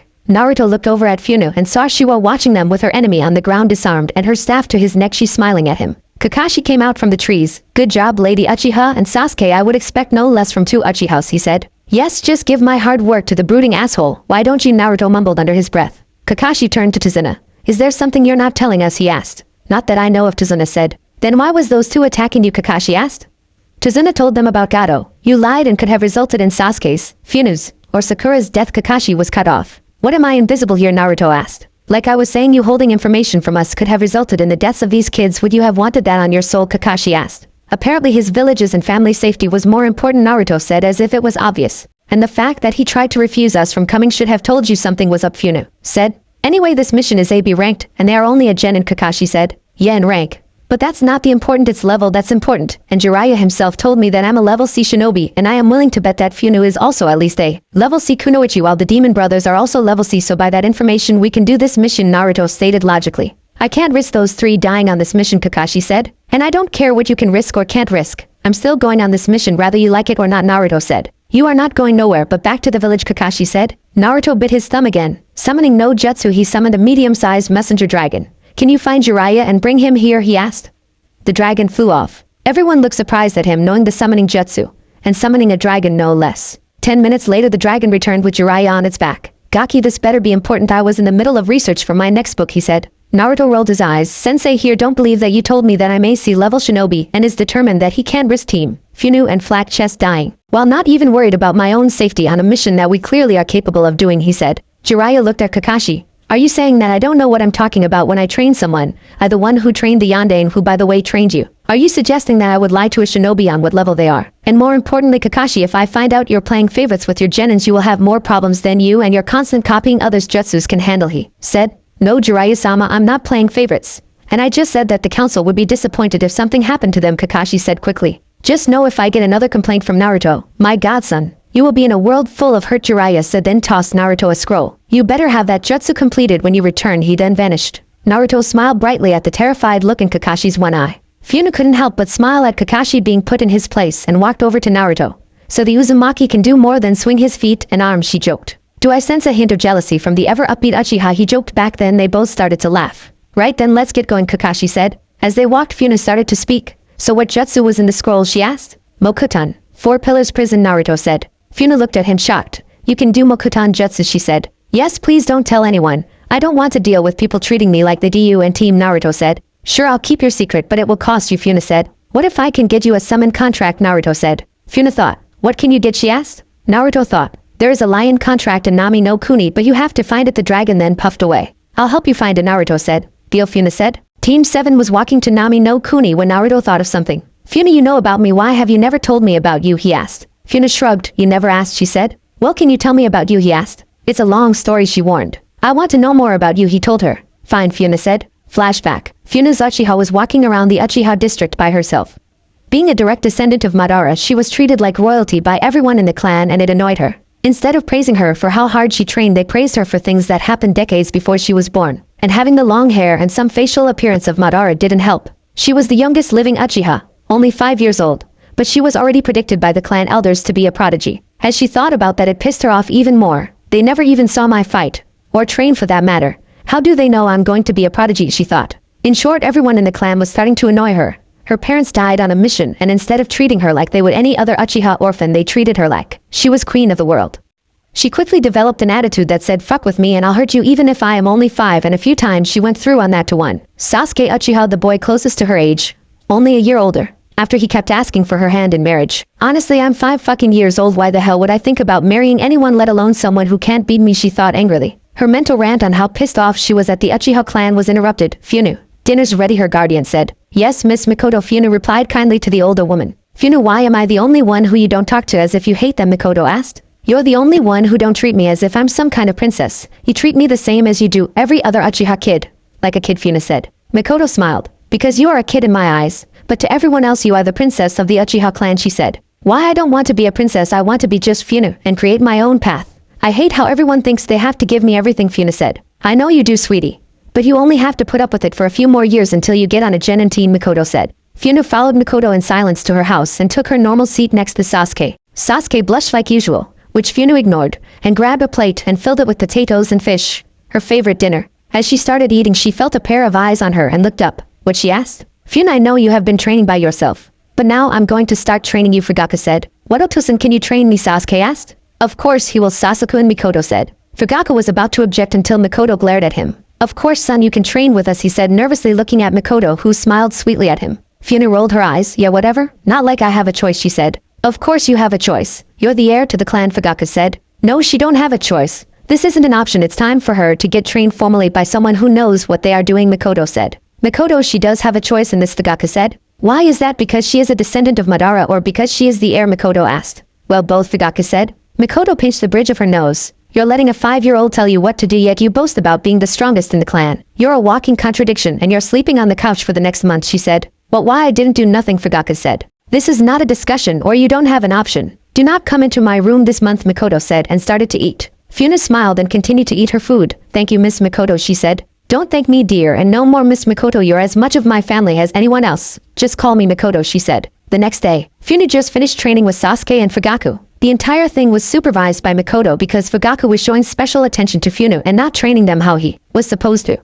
Funa at the moment was walking around the village and went to the park. As she got there, she saw it was empty except one girl. She went up to her. Can I play with you, she asked. Sure, I'm Sidora Kimichi, she said. Funa Uchiha, she told the girl. Sidora looked at her. You seem different than any other Uchiha. Why is that, she asked. What do you mean, Funa asked. Well, the other Uchiha our age is stuck up and always talk about me and says how he is so much better than me, Sidora said. Oh, you mean Sasuke? I don't like him, he fawns over me all the time, it's really annoying, Funa said. So why are you so different, Sidora asked again. Well, everyone in the clan except Mikoto treats me as if I'm some princess or something. No one treats me like a child, so I decided I'm going to be just like Mikoto. She is so nice but still strong. And she didn't even unlock her Sharingan, Funa said. Oh, want to be friends, Sidora asked. Sure, Funa said. A few hours later, Mikoto came looking for Funa and found the two playing in the sandbox. Funa having fun. Who is your friend, she asked. Yes, and this is Sidora, she is in a Kimichi, Funa said. Well, hello, I'm Mikoto, she said. Hello, Funa told me about how nice you was, Sidora said. Is that so, Mikoto asked with a smile. Yes, she said you was the nicest in the clan, Sidora said. Well, thank you, Funa, for the compliment, Mikoto said. Funa smiled. You're welcome, cousin, she said. Mikoto looked at her while she slapped her hands over her mouth and ran away. Sidora looked at where she was sitting at. Why did she run like that, she asked. Don't worry about it. I'll make sure she gets home safe. You should get going yourself, it's almost dark out, Mikoto said and went after Funa. Funa ran into the forest that was closest to the park. She ran to her secret spot that she made a grave for her parents. She stopped in front of their makeshift grave and fell to her knees crying. Why did you have to die? I called Miss Mikoto, cousin. I didn't mean to, but it slipped. I'm sorry, cousin. I hope you're not mad, she cried. Funa stopped crying after a few minutes and cleaned the weeds and twigs off their grave. So you're probably wondering why I called her cousin. Well, since you died, she was the only person who didn't treat me as if I'm some freaky person. To everyone in the clan, I'm Princess Funa, or Madara's legacy, or the girl who was born with Madara's spirit, or the Uchiha savior, but to Mikoto, I'm just Funa, 5-year-old girl with no family. And she took me, and Funa sat between her parents' grave and cried again. Mikoto watched the 5-year-old with tears in her eyes. She didn't want to, but she had to make sure she was okay and heard everything she said. After a few deep breaths, she walked out. Funa, are you okay, she asked. Funa quickly wiped her face. Sorry I ran away like that, Miss Mikoto, she said. Mikoto walked behind the 5-year-old and pulled her into a hug. Don't be sorry. You're still trying to get over your parents' death, and I'm not trying to take their place, just make it easier for you, she said. Funa turned and hugged her. Thank you, Miss Mikoto, for being so nice to me, she said. Mikoto smiled. You're like the daughter I always wanted but can never have, she admitted. Why can't you have a daughter, Funa asked. Well, I can't have any babies. I got injured during a mission to have any, Mikoto said, trying not to get into the details. Oh, Funa said. She laid her head on Mikoto's shoulder. Well, Funa, time for us to get back home, Mikoto said. Okay, cousin, Funa said. What did you call me, Mikoto asked. I called you cousin. I talked to mine and she said she is not mad that I call you cousin, Funa said. Mikoto looked at the makeshift grave and smiled, then carried her daughter home. Mikoto walked into the house carrying Funa and Sasuke looked at them. Cousin, why are you carrying Funa, he asked. Because she wanted me to carry her, Mikoto responded. But she is not your daughter, her parents are dead, Sasuke said. Sasuke, Uchiha, go to your room and don't come out until I tell you to, Mikoto said. But why I didn't do nothing, Sasuke complained. Funa kept her face into Mikoto's shoulder so Sasuke wouldn't see her cry and make fun of her. Mikoto just glared at her youngest son. Sasuke, I said get to your room now. You have no idea how those words hurt. And I'm very disappointed that you would say something like that, she said. But cousin, Sasuke whined. Mikoto smacked him. I said get to your room, she demanded. Sasuke ran to his room crying while holding his hurting face. Mikoto took Funa to her room and laid her on her bed. Don't be mad, he takes after his Otosan, and you know how much an idiot he is, she said. But why would he say something like that? He don't know how it feels not to have parents to play with me, to punish me, or to eat with me, Funa cried. Mikoto rubbed her back. My daughter, I want you to know that your parents are always watching you, she said. Really, Funa asked. Mikoto kissed her head. Yes, they are, and they will be proud of the young woman you're growing into, she said. Thanks, cousin, that means a lot to me, Funa said. Mikoto smiled. I'll bring your dinner up to you after I talk to that son of mine, she said. Later that night, after Funa finished her dinner, Mikoto walked into her room with Sasuke. Funa glared at him, then turned to face the other way. Funa, don't be like that, Mikoto said. He shouldn't be such a stupid head, Funa said. You have a point, Funa, Mikoto said, then turned to Sasuke. Sasuke, do you have something to say, she asked. Sorry, he said.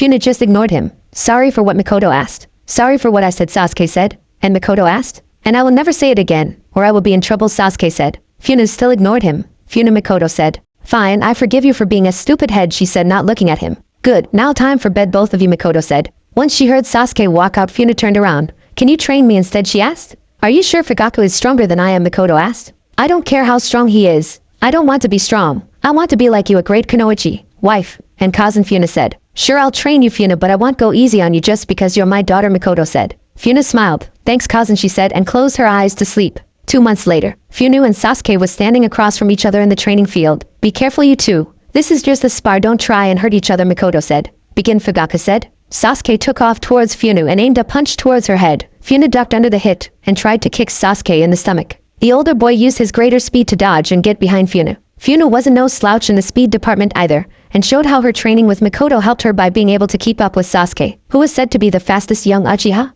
Sasuke kicked at Funa's midsection, but Funa blocked and tried to kick him in the head. They exchanged and blocked a few hits and kicks with each other until Sasuke was able to score a right hook to Funa's chin. Fugaku jumped in the middle. That's enough, he said. When I'm not finished, I can still fight, Funa said. Funa, this wasn't to see who was stronger but to see where you are in your training, Mikoto said. Okay, Funa said, and walked to get her water. Later that day, Funa was sitting in her room doing basic chakra exercises, since it was too late to be outside when Mikoto walked in. Why are you still woke, she asked. I couldn't sleep, Funa said. Still thinking about that spar, Mikoto asked. I know I can beat him. He just got lucky, Funa said. Mikoto smiled. I have no doubt you can. But what is more important is that your form for this new speed style you're learning had little openings. If you keep this up, you will surpass even Itachi in speed in a few years, she said. This style uses speed to beat the opponent, and not power, right, Funa asked. Yes, Mikoto replied. So would it help if I increase my own strength by myself to help give my hits more force, Funa asked. Well, as long as you don't do anything that will take your speed advantage away, I see no reason to stop you, Mikoto said. Okay, cousin. I think I will try and get some sleep. Little did Funa know that would be the last time she lost the spar to anyone her age or who wasn't a chunin in a long time. A few years later, Funa and Satoru was in their secret spot training to their heart's content. The two best friends was easily the two strongest their age. The two 7-year-olds didn't really get along with other girls their age. They was too materialistic for their taste. The only girls they talked to was Ino Yamanaka and Tenten, but even they was more so they was up on the latest news around the village. They did train with them a few times though. Funa didn't understand why other girl didn't talk to Satoru, as she was easily one of the nicest girls in the village. She never hurt a fly, and was cute. Funa shrugged it off as jealousy because it was clear that not many could compete with the younger Kimichi in looks. There was that Hana Inuzuka and Hanabi Hyuga, but they stayed to themselves, especially Hanabi. She always looked like she was expecting someone to come to the village. Satoru sat there spar out of breath. For the life of her, she couldn't figure out how Funa had so much more stamina than she did. She trained just as hard. She put a lot of effort in getting stronger, but Funa was still ahead of her. It annoyed her at first, but she got over it after she finally was able to beat her Aniki in a spar. Even if he wasn't going all out, she still beat him. Satoru looked at Funa. Are you starting the academy tomorrow, she asked. Yes, I think I will. Kazan said if I wanted I can to be in the class with you and Ino. Even if we ain't the best of friends, I would rather be in class with two people I consider friends than without anyone I know, Funa said. Hey, we should get new clothes for the academy, Satoru said with stars in her eyes at the thought of shopping. Funa rolled her eyes. What's wrong with the clothes I have, she asked. No offense, but those clothes look like they was hit by a couple high-ranked jutsu, Satoru said. Funa looked at her baggy pants and overly large shirt. They are comfortable. And I got this shirt from Kazan, and it's my favorite, she said. I'm not saying get rid of them, but you need your own look. You are turning into a mini Mikoto, Satoru said. Is that a bad thing? I do look up to her, Funa asked. No, but don't you want to make a name for yourself and not be looked at as if you was a mini Mikoto, Satoru asked. Better than being looked at as Madara's granddaughter, at least Mikoto is alive, Funa said. Just come on. You only have to get a couple outfits, Satoru said, dragging Funa with her. Funa walked out of the dressing room wearing a pair of form-fitting black shorts and a white t-shirt that stopped just where the shorts begin. I like this outfit. I'm buying it and more like it, she said. Satoru rolled her eyes. The idea was to get your own style, she said to Funa. I know you can't expect me to get out of my comfort zone without working my way into a new style, can you, Funa replied. I guess you're right, Satoru said. She then spotted a black dress and looked at Funa and smiled.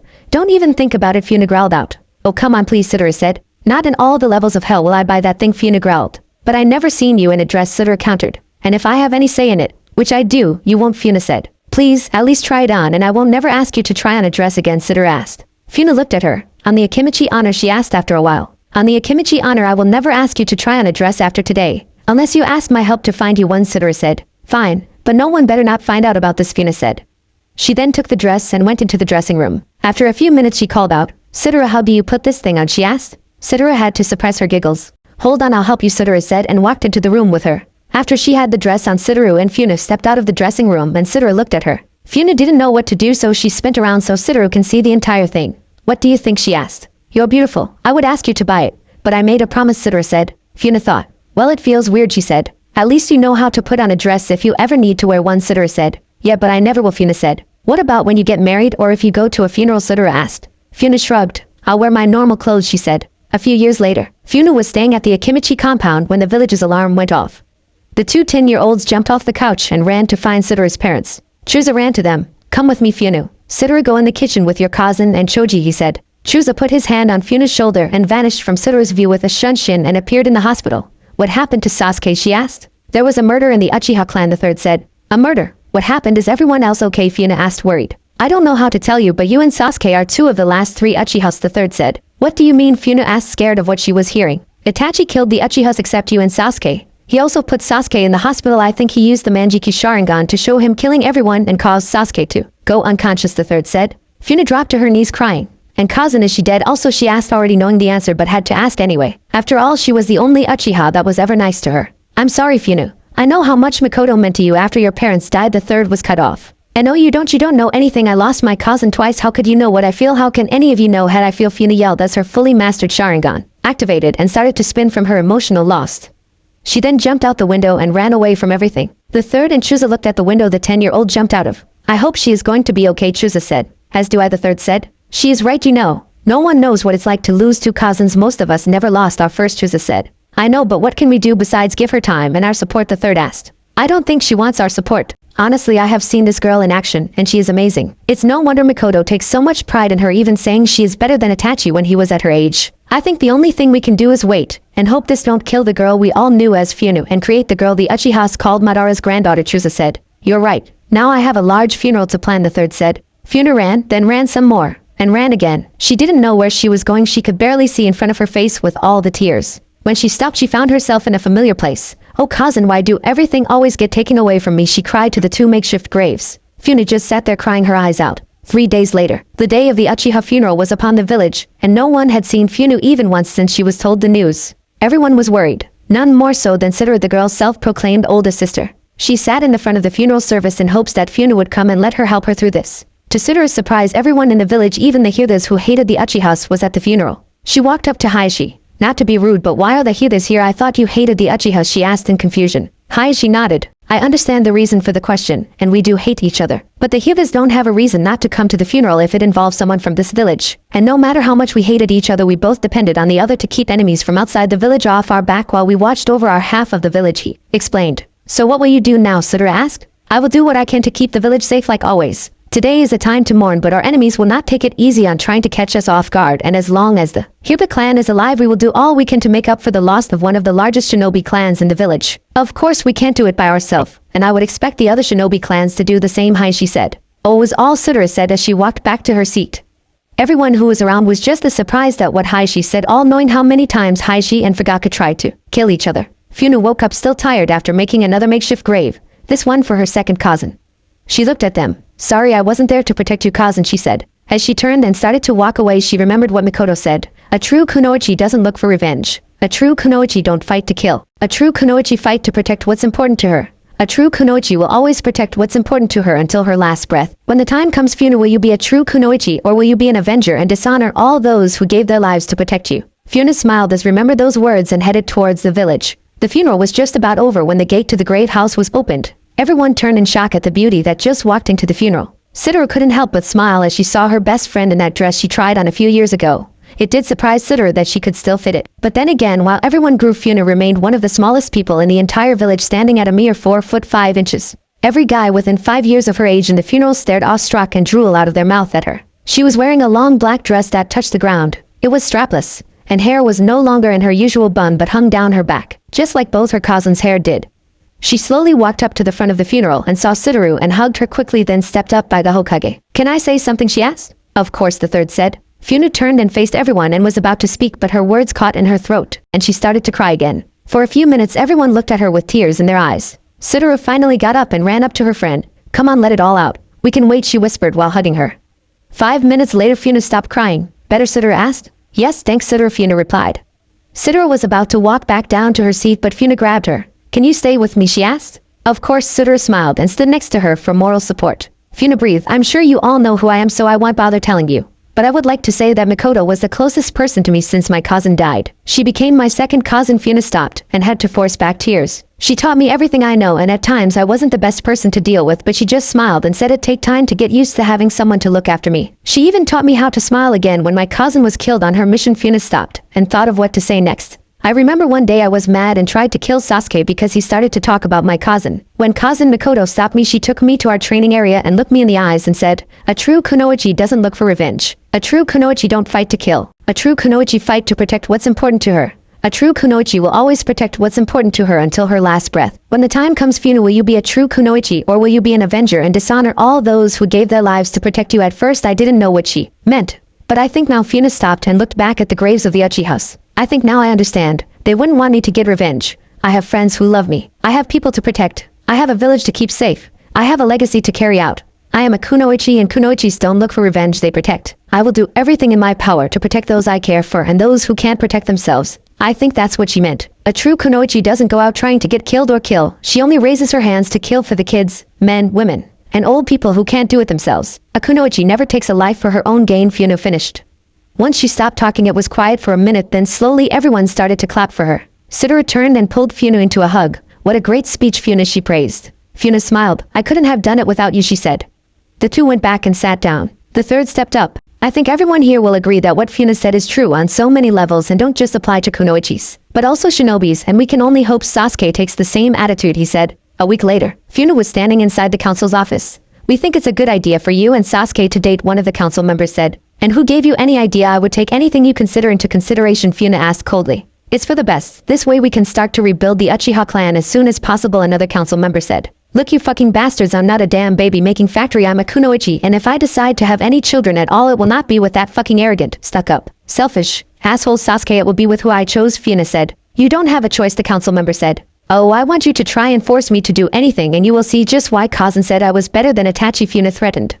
The Shinobi Council smiled at that threat. "Funa, you have to think about this. It's a great opportunity to start the Uchiha clan over how you want it," Danzo said. "I said no, and I'm not changing my mind. And if I have to, I will make sure Sasuke never has kids," Funa threatened again with her Sharingan active. "Well, you have your answer, you can go," Funa the third said. Funa walked out the tower with her Sharingan still blazing. "Funa, what's wrong?" Sudara asked. "Those fucking bastards tried to force me to have kids with that jerk," Funa said. "What? But Otosan said they can't force you to do that since you are not the last with your bloodline," Sudara said. "It wasn't the entire council. Just the idiotic civilian council and the elders," Funa said, looking at Sudara. "Funa, fight me," Sasuke said. "I don't have time for you," Funa replied, walking past Sasuke. Sasuke waited until she was past him, then attacked her. Funa reacted too fast for Sasuke and kicked him in the head. She then put her foot on his throat before he could get up. Everyone looked surprised at how easily she took him out. Funa looked at him with her Sharingan spinning. "You just don't get it, do you? I'll explain it. I don't have time for your damn games, Sasuke. If you keep attacking me when I tell you I don't want to fight you, I will end up hurting you. Maybe even kill you." So she put more pressure on his neck. "Stay the fuck away from me," she said, then walked off with Sudara. "That was impressive. Have you gotten faster?" Sudara asked. "I haven't slowed down my training. I need to be able to protect what's important to me," Funa said. "So what will you do about the Sasuke?" Sudara asked. "Don't know. Sometimes he asks to spar. Sometimes he follows me like a love-struck kitsune asking me to go out with him. But he is a full-time pain in my ass, and sharing an apartment only makes it worse," Funa said. "Well, hopefully in a year we will be on the same team," Sudara said. "Hopefully also between you and me, I hope I can find someone who isn't a lost kitsune in love. You know, just a guy who actually treats me like any other person," Funa said. "I know what you mean. It happens with me all the time. And I can only imagine how bad it has gotten since everyone saw you in that dress," Sudara said. "I know I shouldn't have worn it. Now people won't stay away from me," Funa said. "Yeah, join the Beautiful Air Club, me, Ino, and Hana have to deal with that all the time," Sudara said. "So that's my history," Funa said, looking down. "I didn't mean to make you relive that," Naruto said. "It's fine. It actually feel good to tell someone," Funa said. "So you get your style from Team's cousin. I still find that hard to believe." "I mean, he is such a team," Naruto said. "I know. Sometimes I think the doctors switched him at birth," Funa laughed. "Well, anyway, thanks for sharing your past with me. Even though you didn't have to," Naruto said. "It's fine, Naruto," Funa said. A few hours later they was walking through Nami no Kuni when Naruto threw a kunai into some bushes, and Funa had a kunai in her hand. Naruto ran into the bushes but only found a white rabbit. He frowned for a minute, then shrugged, holding the scared animal. "Haka would love this," he said. "Naruto no baka, now is not the time to get gifts for your fangirls," Sakura yelled. "Are you serious calling someone a fangirl? Your head is so far up Team's uncleaned ass that you breathed through his mouth," Naruto said. "They used a substitution," Funa said. "Yeah, but who was there? They must be at least Jounin, because I know I'm faster than most Chunins," Naruto said. "I agree with you, they must get down," Funa yelled all of a sudden as she, Naruto, and Kakashi, who pulled Tazuna, fell to the ground. Sasuke and Sakura barely dropped in time. I see you have good senses to notice me, the person said. Why damn mister, you're clever, almost hit me and my new rabbit. Which by the way you scared, Naruto said. The man chuckled. So that's where my rabbit is. Thanks for finding it, can I have it back, he asked. Nope, finders keepers, Naruto said, holding the rabbit away from the man. Naruto, now is not the time for your jokes, Kakashi said. What, just because Zabuza is here don't mean I can't have fun. Life of a shinobi is too short to be a stuck-up prick, Naruto said. Funu finally started laughing, which she was trying to hold in. Man, you're so, you said, then you held it away. She couldn't even get her words out through her laughter. You're a hazard to Fluffy's life, Zabuza. Can you hold your attack so I can seal her in a scroll, Naruto asked, and pulled out a scroll and ink and started to make a seal for the rabbit. You named the rabbit after 10 minutes, Funa asked. Well, yeah, she can't be nameless, can she, Naruto asked. Naruto, no baka, what makes you so sure, the girl, Sakura yelled. Naruto looked at the pink pain in his ass. Well, unless you're blind, deaf, retarded, and have a problem with your own sexuality, it's pretty damn hard not to notice it's a girl, he said, holding the rabbit up so she could see the female part of the rabbit. I waited long enough. Time to kill the old man, Zabuza said. Naruto put the scroll in his pack. Cyclops, I am not at his level, so you're going to have to take him if you can, that is, he said, dropping back next to Funu in a defensive position. A few minutes later, Kakashi was caught in Zabuza's bubble prison, yelling at them to run back to the village. Naruto unsealed his gun blade. Anyone have a plan, he asked. They all thought. We need to free Kakashi-sensei, Sakura stated. Holy shit, that's freaking brilliant, why didn't anyone else think of that? How long did it take you to figure that out, Naruto asked sarcastically. Naruto, now is not the time, Funa said while thinking. Got it? Team, do you have those large shuriken, she asked Sasuke. Yes, why, he asked. Because she then told them the plan. Naruto summoned a bunch of clones and sent them all at Zabuza. Then Sasuke jumped and threw his large shuriken at Zabuza, who easily jumped over it. You're going to have to do better than that, he said. He then saw the second in its shadow. Shit. You bastards, he said, bringing his clever to block it. The one behind him popped. Back here, idiot, Naruto yelled, running across the ocean towards him, gunblade ready. Zabuza brought his clever around ready to strike Naruto. Now Funa, he yelled. The other large shuriken went pop and Funa was running at him from the front with Naruto from the back. Damn brats, he then pulled his hand out of the bubble and used the kunai to block the bow's staff and his clever to block the gunblade. Kakashi kicked him in the back, sending him flying. Damn it, Zabuza yelled. Good work, Funa, now leave this to me. Kakashi then went through some hand science. Why the hell do you insist on not giving me credit for my skills, Naruto yelled in frustration. Naruto, don't let the pervert we have for a sensei get to you, Funa said, walking back to shore with Naruto. Just as Kakashi was about to kill Zabuza, he was kicked, and Zabuza was gone with whoever kicked him. Naruto shook his head at him. That's what he gets, he mumbled to Funa. The Genins, mainly Funa and Naruto, dragged Kakashi to Tazuna house and was greeted by his daughter Tsunami. Thank you for keeping my Otosan safe, she said. Don't worry, miss, I would have came alone with him if I had to, Naruto said. Yeah, and got yourself killed, Sasuke mumbled. Lick Sakura's unwiped teen, Naruto said. Naruto, don't ever put an image like that in my head again, Funa said. Sorry, but your relative is an arrogant prick and he pisses me off, Naruto said. I know that. He is my relative, remember, Funa said. So what do we do now, Naruto asked. Fight me, Sasuke said. Fight yourself, Naruto said, turning to Tsunami. Is there anything you need help with around the house? I can catch fish or cut tree for warmth for next winter if you want, Naruto said. How sweet of you. But if you don't mind, I don't have enough food for everyone. It would be nice if you went to the market and get whatever you can, she said. Sure, anything to help, he said. And get away from those two, he mumbled. Funa, fight me, Sasuke said. Why don't you practice safe sex and go fuck yourself? I'm going with Uzumaki, we don't know what enemies are here, Funa said, walking out the door behind him. The two started to walk around the village and noticed how poor it was. What the hell? We can't eat this stuff, Naruto said. It's all that they have, Naruto, and stop being so loud if you're going to talk bad. Others can hear you, Funa said. I wonder how it got this bad. I was here 2 years ago before I came back to Konoha and it wasn't this bad, Naruto said. Must be that Gato guy, Funa said. I have an idea, follow me, Naruto said, and ran back to the house. Make sure no one is watching. I'm going to grow them some vegetables, then we can go catch some fish, he said. Okay, Kagebushin no Jutsu, she created 3 clones and sent them to watch Sasuke, Sakura, and Kakashi. Our teammates are in the house nowhere near the windows, she said. Mokutan, vegetable grow no Jutsu, he said. He put his hands on the ground and pushed his chakra through the ground. In the space all around them, all different kinds of vegetables grew. I'm going to do some fruit now, he told Funa. Okay, you are still clear to do it, Funa replied. Naruto went to another part of the yard. Mokutan, fruit grow no Jutsu, he said. All types of fruit bushes and trees grew. He got up and went through more hand signs. Mokutan. Fenced off no Jutsu, a large fence grew around the yard going from the pier by the ocean all the way to the house. Then no one will be able to get into their yard unless they use the ocean or from the house, he said. That was a nice thing you did, Funa said. Naruto shrugged. When you grow up like I did, you do anything you can to help others, he said. Now we need to get the food in the house without being noticed, Funa said. Well, if I'm sensing right, they are in the living room, we can run in the back door, and then out the front door, then come back, and Naruto suggested. Okay, let's get going, Funa said. Once they returned to the house, they called Tsunami, who was pleasantly surprised by the fruits, vegetables, and fish they had. How did you get all this? The best I can ever get is almost old food, she asked. You have to promise not to tell anyone how we got it, Naruto said. I promise. Tell me please, I can't keep feeding my son this stuff, Tsunami said in desperation. Just tell her, Funa said before Naruto could say anything else. Well, I can use Mokuton jutsus to grow trees and with more concentration and chakra plants. So I use this ability to grow you a garden. You have vegetables and fruit growing in your yard. As long as they stay watered you will always have food, Naruto said. Tsunami looked in her yard and almost squealed. Thank you so much, Naruto. She hugged and kissed him a few times on the cheek. She then hugged Fun just as tightly but didn't kiss her. Thank you so much, Funa, you may have saved my family, she said. It was our pleasure. Anytime you need something, send word to Konoha for an Uzumaki, Senju,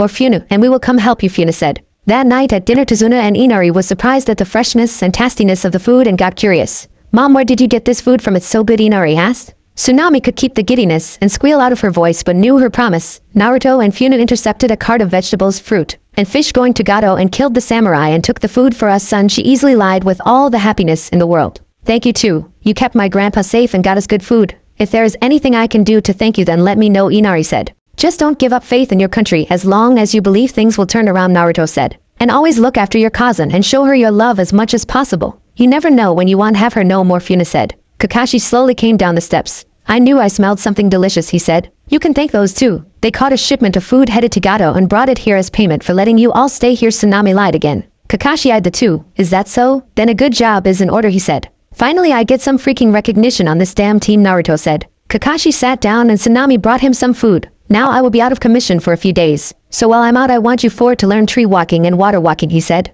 I already know both of those, Naruto spoke up. Then help the other three, Kakashi said. I know them too, Funa said. Then Lady Uchiha, you help Sakura and help her with taijutsu and increasing her chakra reserve, please, Kakashi said. Okay, I will help her, but only if she don't drop that Sasuke-kun crap while I'm helping her. The last thing I need is to hear her fawn over my teen cousin during personal training, Funa said. She won't. Naruto, you help Sasuke with tree walking and then teach him some jutsus that Jiraiya-sama taught you, Kakashi demanded. The hell I will. The best he gets from is a kick in the rear while falling out of a paper plane, Naruto said. Paper plane, Funa asked. Oh, I'll show you later. It's a jutsu my cousin taught me, Naruto said. Naruto, you will teach Sasuke some jutsus, Kakashi said. Yeah, when you teach me that Rasengan copy Chidori of yours, Naruto said. You're not skilled enough to learn that, Kakashi said. And he is not skilled enough to learn any of my jutsus, Naruto said. Naruto, this is not a request, it is a demand, Kakashi said. Miss Tsunami, can I be excused? Naruto asked his host. Sure, Naruto, make sure to be back in time for a good night's sleep, she said. I will. Naruto got up and walked out the room, not sparing another look at Kakashi. He took his plate to the kitchen and walked back and out the front door, not saying anything but smiling at Tsunami. Funa looked at her team.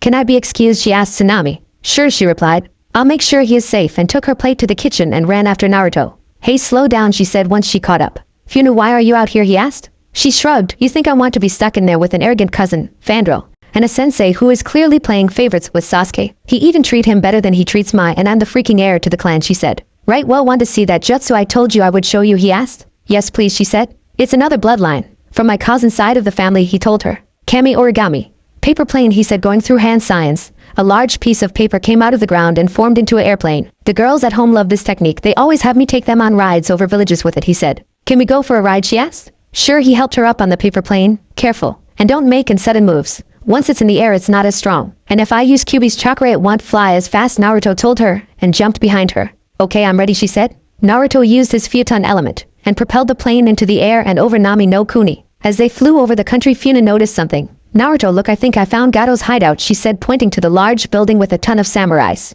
I think you did. Should we tell our team? Naruto asked. We can when we get back. But now I want to find that lion scroll your dragon said was here, Funa said. Naruto landed on the ground and jumped out. Tajo Kagebushin no Jutsu, he said. 200 clones puffed into the area. Okay, go find that lion summoning scroll, leave no rock unturned, no building unsearched. And one of you go to Gato's place we saw and look around for useful information, he said. Kagebushin no Jutsu. 20 clones appeared in the area. You help look for the scroll. And one of you go to Gato's and look for information, Funa said. She then thought, wait, I need another one to train. I haven't been able to get any in today, she said. One of you go train with her, Naruto said. They got back on the paper plane and started to fly over the country. They saw how poor Gato was making the place and both wanted to go and blow the building that Gato was in right now. Hey Naruto, maybe we should find out who is helping Zabuza so we can be prepared, Funa said. They flew around the country looking for any clues as to where Zabuza was or who was helping him. Eventually they found a suspicious house that was too far out of the way and sent a clone there. Naruto looked at his watch. We better get back or Tsunami might worry, he said. Funa laughed. We are ninjas and we are worried about a civilian who we are protecting worrying about us. She laughed again. Naruto laughed, also thinking it was kind of ironic. He landed the plane out of eyesight of the house. Why did you land so far away? She asked. I don't want Kakashi to try and demand I teach it to his precious Sasuke. Not that I can anyway since it's a bloodline, but you know how the pervert is, Naruto answered. I got you, she said. How did he get the Sharingan? I thought only Uchihas could have them, Naruto asked. Not true. Only an Uchiha can use them to their full potential, but it's still just an eye and all eyes can be transplanted. Which reminds me, if I somehow die, I want you to take one of my Sharingans as a sign of our friendship, she said. Really, you think of me as that much of a friend, Naruto asked. Funa smiled. You're as good of a friend I would ever want, she told him. Naruto went in his pack and pulled out a scroll. Funa here, he took out a letter that was on a piece of yarn. This is a sign of my friendship. As long as you have this, we will always be friends, and nothing can stop us from being friends, he said. Thanks, Naruto. She took the letter F and knotted around her neck. They walked in the house. Pervert, we have something to report from our walk around the village, Naruto said. Kakashi flipped the page of his book and read a few lines which really ticked Naruto and Funa off because this information could be life or death. He finally looked up. What do you have to report? He asked as if he really didn't care. We found Gato's hideout. It's not even on this island but a few miles offshore, and it's surrounded by samurais, Naruto said. We also found Zabuza. He is further up on the island leading to Kiri. It's the only house in the area so you can't miss it. He is with Kisame and a medic named Funa said. Kakashi nodded. Good job, Funa, he said. Can please close the door when you leave and sleep well, he said. Naruto walked out of the room fuming at Kakashi now. I can't believe that bastard didn't give me my credit again, he said angrily. I can't either, Funa said just as angry. They walked into the living room and sat on the couch. Tsunami walked in from the kitchen with a few apples. You shouldn't let him get to you so much. It's obvious to me. And I'm just a civilian woman. That he shows favorites towards that other boy, she said, handing a piece of fruit. But he have been giving my credit to teams since we became a team. If it wasn't for me talking up about the missions we was getting, we wouldn't even be here now, Naruto complained. Hey, I don't know how things work with you ninjas, but us non-ninja people have a saying. What goes around comes around. And I think that things will come and bit all three of them in the ass soon, Tsunami said. And I hope it's by a rabid one-legged ferret with no teeth, Naruto said. Tsunami and Funa looked at him, then they LL started laughing. The next day, everyone was up eating breakfast which consisted of fresh pancakes that Tsunami made from the wheat she harvested from the garden Naruto grew her. He added specific things at her request so she can make more well-rounded meals instead of just veggies and fruits. As Inari put it when he saw what they had in the fridge. As they ate, Sasuke glared at Naruto the entire time. Naruto tried to ignore him like Tsunami suggested, but this was started to be overboard. Team, what are you looking at? Just so you know, I don't flip sticks. I like swimming in the pond, he said. It took them a few minutes to get what he was saying, but when they did, Tsunami, Funu, and Tazuna laughed. Kakashi had no reaction. Sasuke was seething. Inari didn't know what he was talking about, and Sakura was jumping over the table at him. Naruto no baka, Sasuke is not gay, she yelled, swinging at his head, which he ducked under. How can you be too sure? I mean only, a gay as you said, would constantly refuse a girl who is literally throwing herself at him. No matter how useless she is as a kunoichi, or how pink her hair is, or flat her chest, as Naruto said. I'm not throwing myself at him and I haven't reached puberty yet, Sakura yelled. Then do tell, what do you call it so we all can get our vocabulary right, Naruto asked. I'm just supporting him, she said. By throwing yourself at him, Naruto asked. No, by being there when he needs me, Sakura said. Even when he shows no interest in girls. I think I even caught him looking at my ass once. Why do you think I never turn my back on him when he is near me, Naruto said with a smirk. Sasuke-kun is not gay. You're the one who is gay, Naruto no baka, Sasuke yelled. I happen to know for a fact that Naruto is not gay, Funa said with a small blush as she remembered Naruto poking her just above her ass when went flying in his paper plane and knew it wasn't his hands because they was wrapped around her waist. Naruto also had a small blush as he remembered that. Sakura, can you get off my table before you have to eat your food on the floor, Tsunami said. Sorry, Miss Tsunami, Sakura said. I'm done. I'm going to get some training in before we have to watch Chiji build his bridge, Naruto said, leaving the house. I'll be ready in 30 minutes, Tazuna called after him. Funa, can you help me in the kitchen? Tsunami asked. Sure, Funa walked in the kitchen with her plate. What's up, she asked. How was your time with Naruto last night? Gitu was gone for quite a while, Tsunami asked. Well, it was great, she replied. Funa then made sure no one was listening. He has a bloodline that allows him to use kami origami also. He made this large airplane thing and we went flying over the country. It was so fun. I didn't want it to end, she said. Tsunami smiled. Sounds romantic, she said.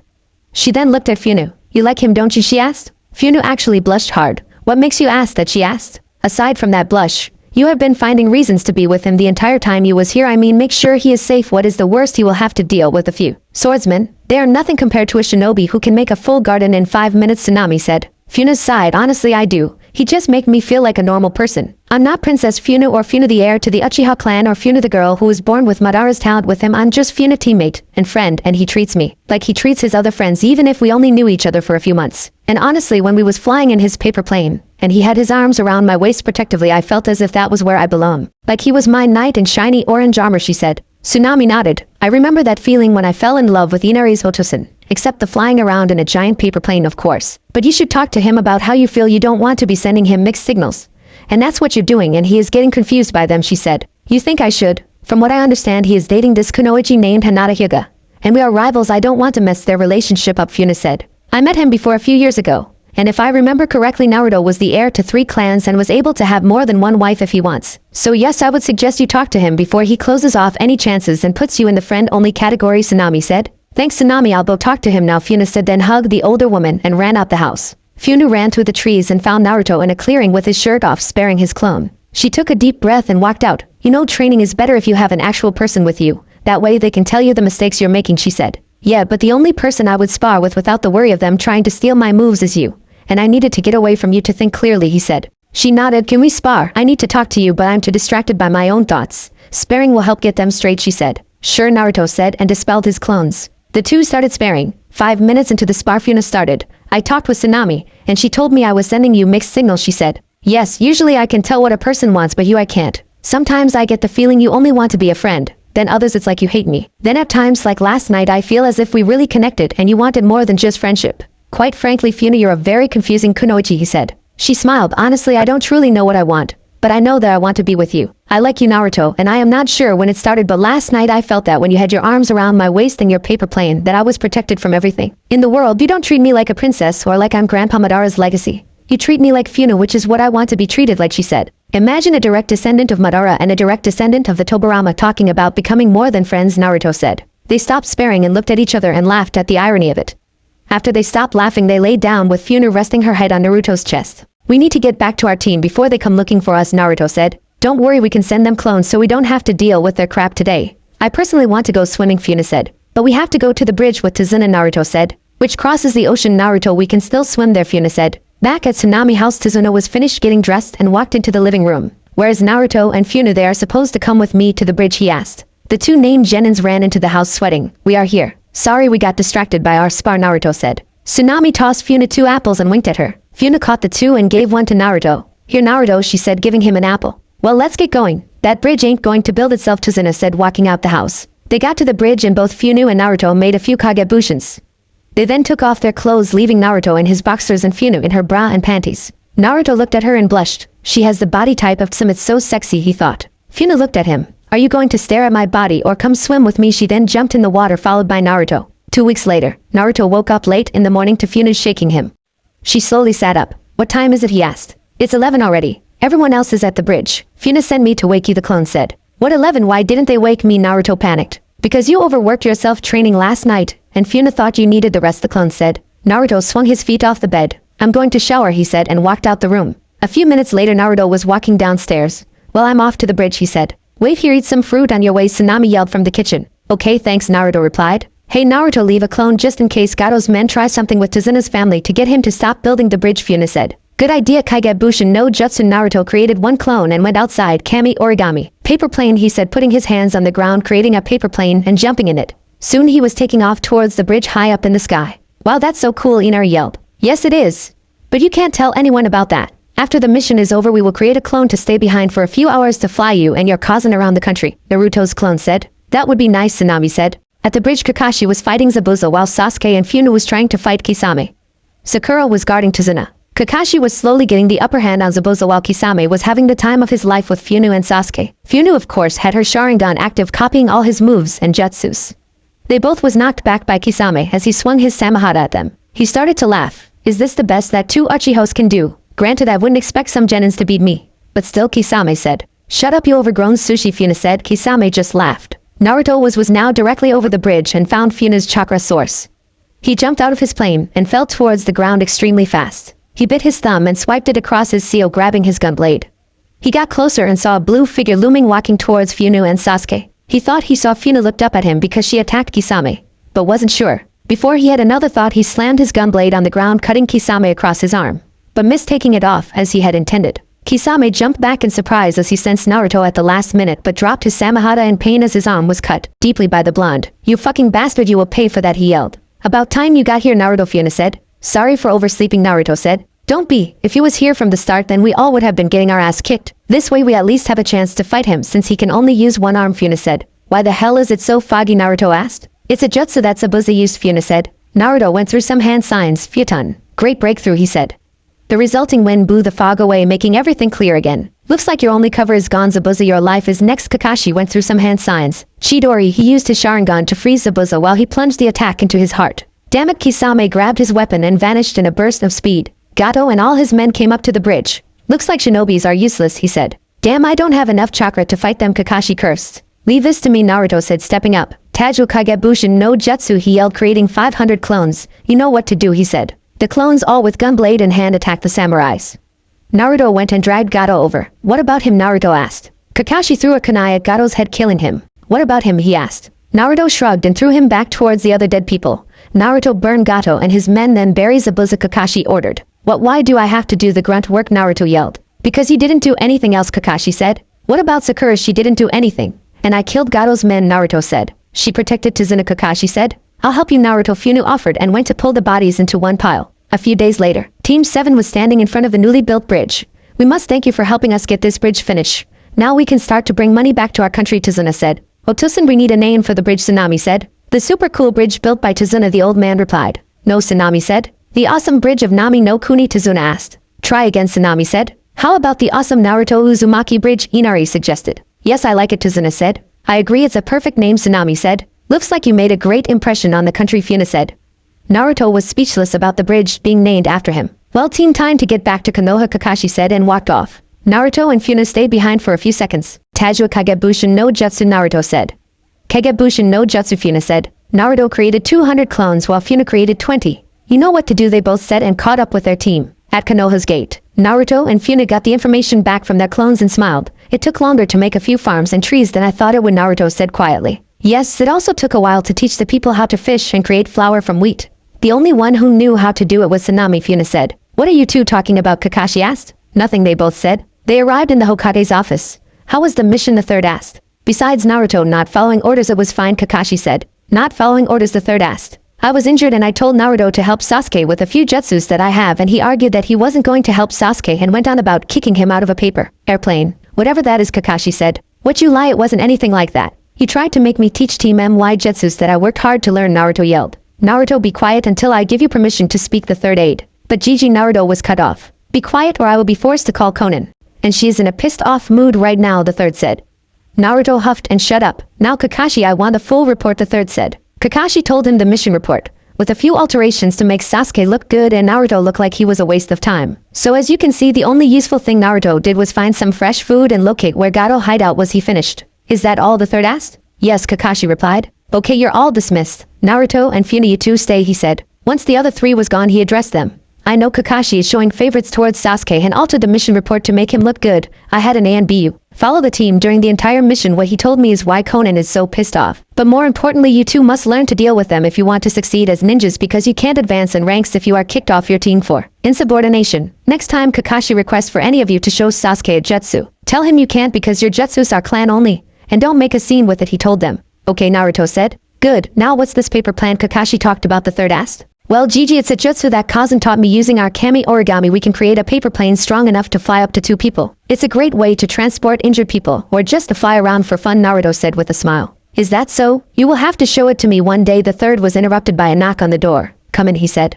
Yubigo and her team came into the room. We are back from our mission. Oh, I didn't know you was busy, she said, seeing Naruto and Funa. Oh, I'm not. We was just catching up and I learned an interesting fact about Naruto that I never knew, the third said. Oh, well, the mission was a success, and Hinata expertly negotiated a treaty between Konoha and Kiri, Yubigo said. I must say, Hinata, your skills with political things is as good as if not surpassing your cousin. You have a bright future as a diplomat, the third praised. Hinata blushed slightly. Thank you, Hokage-sama, she said. Well, if that is everything, you all can leave. I have a lot of paperwork to do, as you can see, the third said. Why don't you use Kagebushin? They will help greatly with your work, Naruto asked. The third just chuckled at the simple solution as everyone left. Hey, Naruto, want to come to my compound? I'm cooking lunch when I get there, Sutter asked. Really, I'm hungry. I would love to come. Your cooking is so good, Naruto said excitedly while Yubigo laughed lightly. Naruto then thought about something. Wait, I need to talk to Hina, he said. Hinata looked at him confused, then at Funu and back. About what, she asked. Naruto fidgeted. Can we talk in private, he asked. Okay, she led him down the hallway. Now Hina, I want to ask you was cut off. I approve, she said. Naruto asked, dumbfounded. You want to ask if you can bring Funu in on our family. And since I'm the lead girl, you need to ask me, and she needs my approval, and I approve of her, Hinata said. How did you know, Naruto asked. Hinata smiled. Narakun, we have been best friends since before we can remember. I know you better than you know yourself, and you only get this nervous when it's about our family. It was the same thing with Kirai, Haku, and Riri even though she isn't officially in it yet. And Funu is a nice girl when you get to know her, and she is strong mentally and physically. Not to mention when I need to kick someone's ass I won't have to go far to find her, she said. You're the best, Hina, Naruto said, hugging her and kissing her. They caught up with her team. So Uchiha, are you coming with us, Hinata asked. Funu met her eyes. Sure, whatever, Hyuga, she said. Naruto, don't forget to let Tsunade and Konan know. You know how they hate surprises like this, Hinata said. At the Senju compound, Naruto and Funu walked into the Senju compound after leaving the Akimichi compound, and Hinata explaining how things worked with their harem. Basically, it was Hinata automatically gets the original Naruto when there are more than one girl around. Unless Naruto was already with a girl, then they could keep him. All girls first need to prove to Naruto that they like him for him, and not his name or bloodlines. All girls need Hinata's approval. Only the combined approval or denial of both Tsunade and Konan can overrule Hinata's decision on a girl. All girls called Naruto by the name Narukun to show everyone else that they was part of the family. All girls must have a summon or sign a summon contact before they are considered part of the family. All girls must be independent and not wait for Naruto to take care of them. And finally, all girls are to treat each other like sisters. That didn't mean they couldn't have a friendly rivalry between them. Funin nervously followed Naruto, wondering if his cousin and Itoko would like her or deny her from being with Naruto. She blocked those thoughts out of her head and walked behind Naruto with the confidence that she would be accepted. Wait here, Funu, I have to make sure that they are not in a meeting, Naruto said, and walked into the house.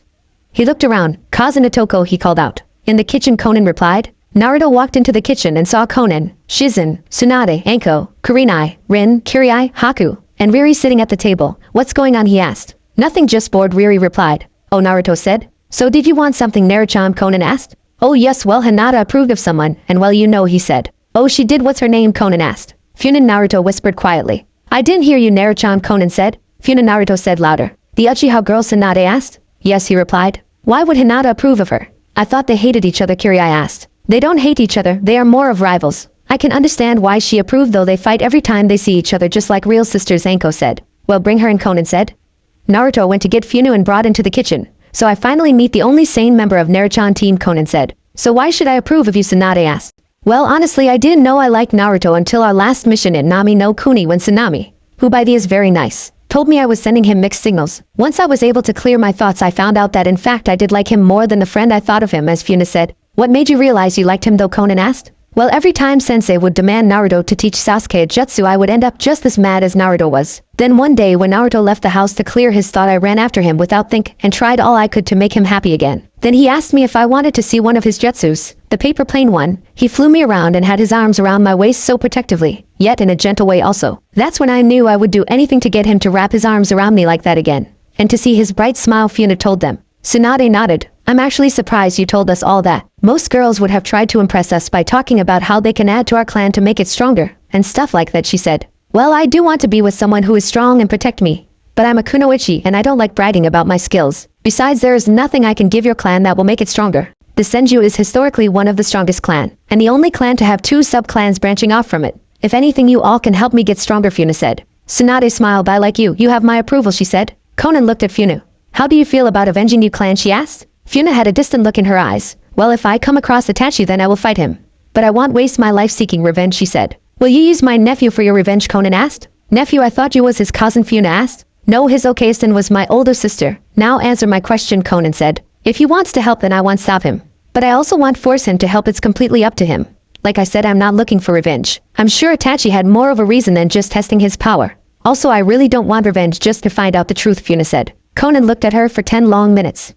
Funa got nervous under her gaze. You have my approval, she finally said. Funa smiled. Thank you. You won't regret your decision, she said. Now there are a few requirements you have to meet. First, do you have a summon, Tsunade asked. Summoning no jutsu, Funa said, and summon a small lion. Naruto helped me find the contract while we was in Nami no Kuni, she said. Okay, second, you will refer to Naruchan as Narukun whether it's out in public or in private, Konan said. Okay, Funa replied. Next, Hina gets first choice of the original Naruto when he makes clones of himself for everyone, Tsunade said. Funa nodded. Next, you have to go through our family training program, which consists of learning you to use 20 different weapons and 4 different taijutsu styles, Konan said. You must decide if you are to move into the Senju compound or stay at your apartment, Tsunade said. I want to live here if I can, Funa said quickly. Next, since you are the heir to the Uchiha clan, I expect you to bring a copy of all the scrolls, jutsu and information scrolls, in the Uchiha compound here for your reference. And I expect you to have 2 Uchiha babies with my nephew by the time you turn 18. Don't feel like we are being hard, everyone has the same restrictions as you. Even Hina, his first original girlfriend. The 3 you see here already have met all the requirements except have 2 children, Konan said. Also, you have to add your chakra and blood to all the seals in the compound. And you are not to go in another bedroom without the personal consent of who the room belonged to, Tsunade said. Oh, one more thing. In our library you will find different sections: Senju, Namikaze, Uzumaki, Hyuga, Haku, Jiraiya, Rin, Riri, Kagaya, Metarashi, Yujito, Yuhi, Izuki, and Naruchan will add an Uchiha section later today. All sections with a name over it is off limits except to the family of that person. There is also a main section that is open to everyone with all types of jutsus and scrolls for you to study. But if you are caught in a section that is off limits to you for any reason except the person whose section you're in being there with you, well, you don't want to know what will happen, as every section has multiple traps and even I won't survive in those sections, Conan said. Funa nodded her understanding. So can Naruto go in other sections, she asked. No, even Naruchan is forbidden in a section that does not have his blood in the seal, Conan said. Just stay out any section that's not your, and you will be safe. Also, I suggest you write down a complete scroll for every jutsu you copy with your Sharingan so your kids can learn them, Tsunade said. That reminds me, you're forbidden to use your Sharingan to copy any of our family's jutsus. The family includes Anko, Haku, Hinata, Jiraiya, Kirai, Kurenai, me, Naruto, Rin, Riri, Shizen, Tsunade, Yujito, and Yugago, Conan said. Okay, I have a question. You named Shizen on the family list but no on the Forbidden Library section, why? And why aren't the Namikaze, Senju, and Uzumaki in one section if they are descendants of the Senju clan, Funa asked. Well, Funa's Shizen is part of the family, but she chose not to make a forbidden section, and just make her section the medic section since most of her jutsus are in that field, except a few element jutsus she uses which are in the main section. As for your second question, the Namikaze and Uzumaki are descendants of the Senju, but we can't use each other's jutsus, meaning the Senju can't use Kami Origami that the Uzumaki use, neither can the Namikaze. And the Uzumaki and Namikaze can't use Mokutan jutsus. And the Senju or Uzumaki can't use the seals that the Namikaze are famous for. Naruchan is truly the only person able to use all three at the moment. Just how you and Hinata are descendants of each other, but you can't use each other clan-specific jutsus, Conan said. Now Funa here is an extra large scroll. It should be big enough to hold everything in the Uchiha compound you need to bring. Once you come back, Naruchan will have your section completed and your bedroom will be marked with your name, Tsunade said, handing her a huge scroll. Also, you will see a section that has summoning scrolls in it. You can put your lion contract in it so you won't have to keep carrying it around, Conan said. A few weeks later, Funa read the scrolls for the different weapon styles she was supposed to learn with her 20 clones. Each clone had a scroll for a different weapon, cutting down the time it would take to learn them to just a few weeks. Surprising to everyone, she got along well with Riri since they both had the same attitude. At the moment, the two Kunoichis was in the Senju training grounds going over the last level for Funa, then she would be finished learning how to use the 19 different weapons, since she was already a level 5 master with the bow staff. Naruto walked up to them. Hey, want to go flying with me, he asked. Sure, Naruto, I'm tired from training so much anyway, Riri said. Me too, Funa said. Naruto made a clone and produced 2 paper airplanes. Which of us get the real Naruto, and Riri asked. Let's flip a coin for it, Funa suggested. Fine, Riri said. And flipped a coin. The 4 hopped into 2 planes and they took off. They was flying over the village up high so no one could see them, but close enough so they could see everything. Naruto flew them over the training ground to see if anyone was there, and was surprised to find Kakashi training Sasuke. The 3 shinobis plus the clone looked down on them train. Funa activated her Sharingan and copied the jutsus that Kakashi was teaching Sasuke. Eventually Kakashi demonstrated the Chidori and Raikiri both, which was copied by Funa. Hey, let's go back to the compound. I want to try something, Funa said after she measured how Kakashi was using his chakra. Naruto flew them back to the compound and Funa immediately got off the plane and went through some hand science. The first 2 tries nothing but small sparks came out. On her 3rd try she put as much chakra as she could in it. Chidori, she yelled. The jutsu worked properly and was so loud Naruto and Riri covered their ears and Conan and Yujito ran out the house to see what was happening. Funa then passed out from chakra depletion. Naruto caught her before she hit the ground. What the hell happened, Conan asked. We was flying over the village and found Kakashi training Sasuke, and she copied his jutsu and wanted to see if she could do it, Naruto said. She will never be able to use it right unless she goes through right-on training, Yujito said. I'll collect everyone so you can put them all through the training, Conan said. Sure. Personally, I think everyone should be trained to use any element, Yujito said. We might start that, Conan said. 2 months later, Satoru was walking around the village bored when she saw Naruto talking to the Konohamaru Corps.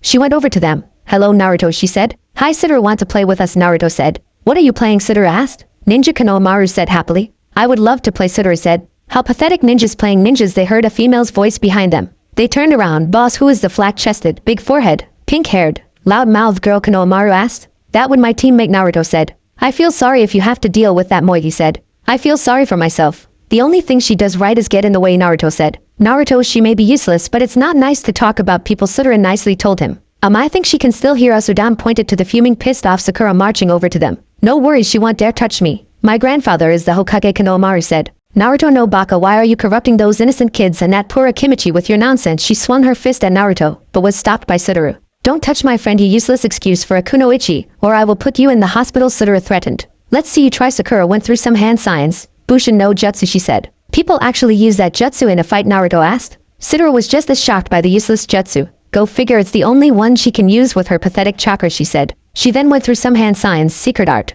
body expansion, right arm, and smacked all three Sakuras, sending the real one flying back. Sakura tried to get up but was surrounded by Funu, Hinata, Kirai, Haku, Riri, and Suduru. She looked at the girls. What do you all want, she asked. Why do you always have to attack Naruto, Hinata asked. He is corrupting those kids, and Suduru, Sakura yelled. I can't be corrupted unless I want to be, Suduru said. That's just Naruto no baka messing with your head, Sakura replied. Funu smirked. I'm going to love our spar later today in teen training. It's been a while since I went all out on someone who is not a Hyuga, she said, looking evilly at Sakura. Said girl gulped. I have to go. She then tried to run past Riri but was stopped by her outstretched arm. Be lucky, Naruto, and then Funa needs you alive to take the Chunin exams or I would kill you where you stand, she said, then moved away from the frightened girl. While boss, these girls are way better looking than the pink-haired wench, Konohamaru said. Konohamaru, don't use that language, Naruto told him. Sorry. Hey, you all want to play ninja with us, Konohamaru asked. Okay, they all replied and started to play ninja.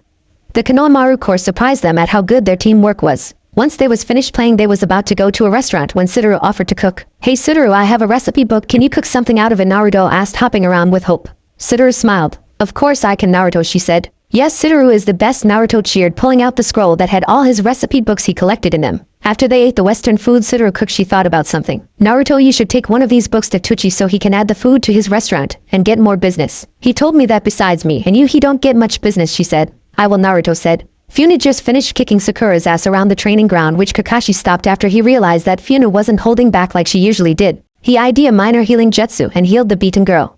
Funa walked over to the bench and sat down with a satisfied look on her face. While Funa was serious when you said you wasn't going to hold back, wasn't you, Naruto asked. Naruto, she has to learn her place. And as long as she keeps that attitude, I will keep putting her in her place, Funa said. That sounded like something Teen would say, Naruto said. Funa shrugged. We both know she is the lesser kunoichi on this team and her cocky attitude is starting to wear thin on my patience with her. But more importantly, when are you going to put Teen in his place, she asked? And risk him stealing my taijutsu and jutsus? No thank you, Naruto said. You know, the longer he thinks he is the same level as you, the more he will treat you as if you're just Kyuubi in human form, Funa said. I know, but I don't want to risk anything. You saw how easy it is to piss Kazanov. If I accidentally show my bloodlines to them, she will flip freaking waffles on my ass, he said. Funa laughed. Where did you get that one from, she asked. Suduru made waffles this morning. And let me try them. I tell you, if cooking was a ninja form, Suduru would rule this world, Naruto said. You really like her cooking, don't you, Funa asked. Yes, also she is a pretty damn good kunoichi. But I'm confused about her. How can she eat that much but still have a figure that rivals some and Hana Inuzuka, Naruto asked. Been checking out the Inuzuka head and air out, have you, Funa asked, smirking. What, no? I may have peach here and there on them but nothing bad, Naruto panicked. Funa laughed. You know, if they catch you, not even Conan will save you, she said. I think Hannah already caught me once because she looked right at the spot I was and smirked, then continued to undress and walked around naked for a few minutes before getting in the shower, Naruto said. I'll talk to her about it. Don't worry, I won't say anything about you, Funa said. Naruto, I need you to help Sasuke perfect some jutsus, Kakashi piped up. No, I'm not teaching him a damn thing, Naruto said. I'm not asking, Kakashi said. And I'm not helping. My jutsus are the property of Uzumaki Incorporated and will stay that way, Naruto replied. If you don't, I will not allow you to enter the Chunin exams, Kakashi said. Again, I say bullshit because I know for a fact you want leave team out of these exams, Naruto said. I need to find out why Rin gave you cousin Obito's Sharingan because I doubt he asked for it to be given to you, Funa said. Obito was my best friend, Kakashi said. I don't care, I'm not teaching team a damn thing, Naruto said. Naruto no baka, why are you holding Sasuke-kun back, Sakura yelled. Why do he flip sticks, Naruto retorted.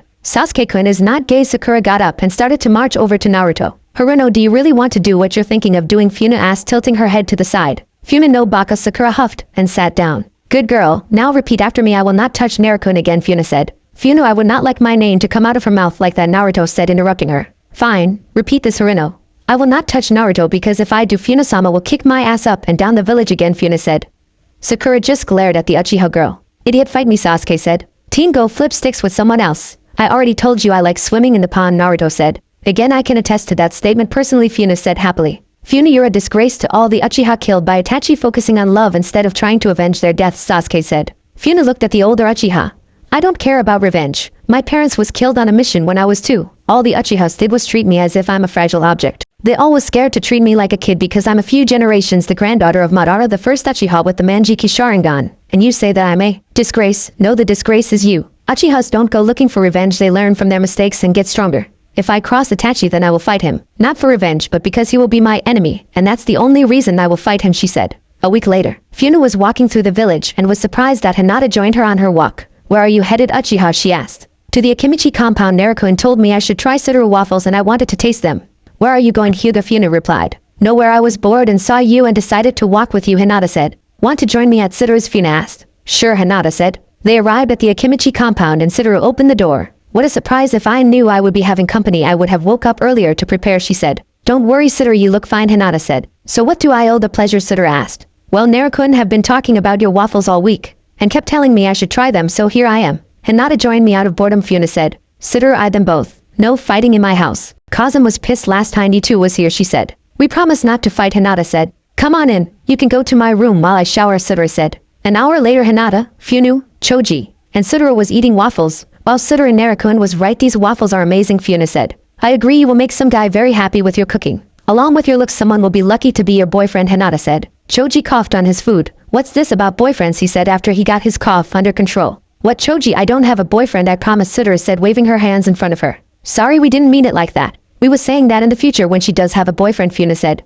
Choji calmed down. Good. No boy gets close to my Amuto without my permission and approval, he said. While overprotective a little, Choji, Hinata asked. You're one to talk, Funa said. Hinata blushed. That is completely different, she said. How? Funa asked. What are you talking about? Choji asked. Well, me and Naruto have been best friends for as long as we could remember. Over the years we became closer and now I'm his girlfriend. Well, one of them. But he can't get another one without my permission and approval. Hinata then explained everything to the two Akimichis. You mean Naruto already has taken? Satoru pouted and dropped her shoulders. Funu, Hinata, and Choji looked at her. You like Naruto? Choji asked. Like I liked him the first time I saw him at the ramen restaurant, and we had that eating competition, which I easily won. But over the months and all his praises on my cooking and the spars we had, I started to develop more feelings than just like for him. I can say I'm in love with him, Satoru said. Choji, Hinata, and Funu was shocked.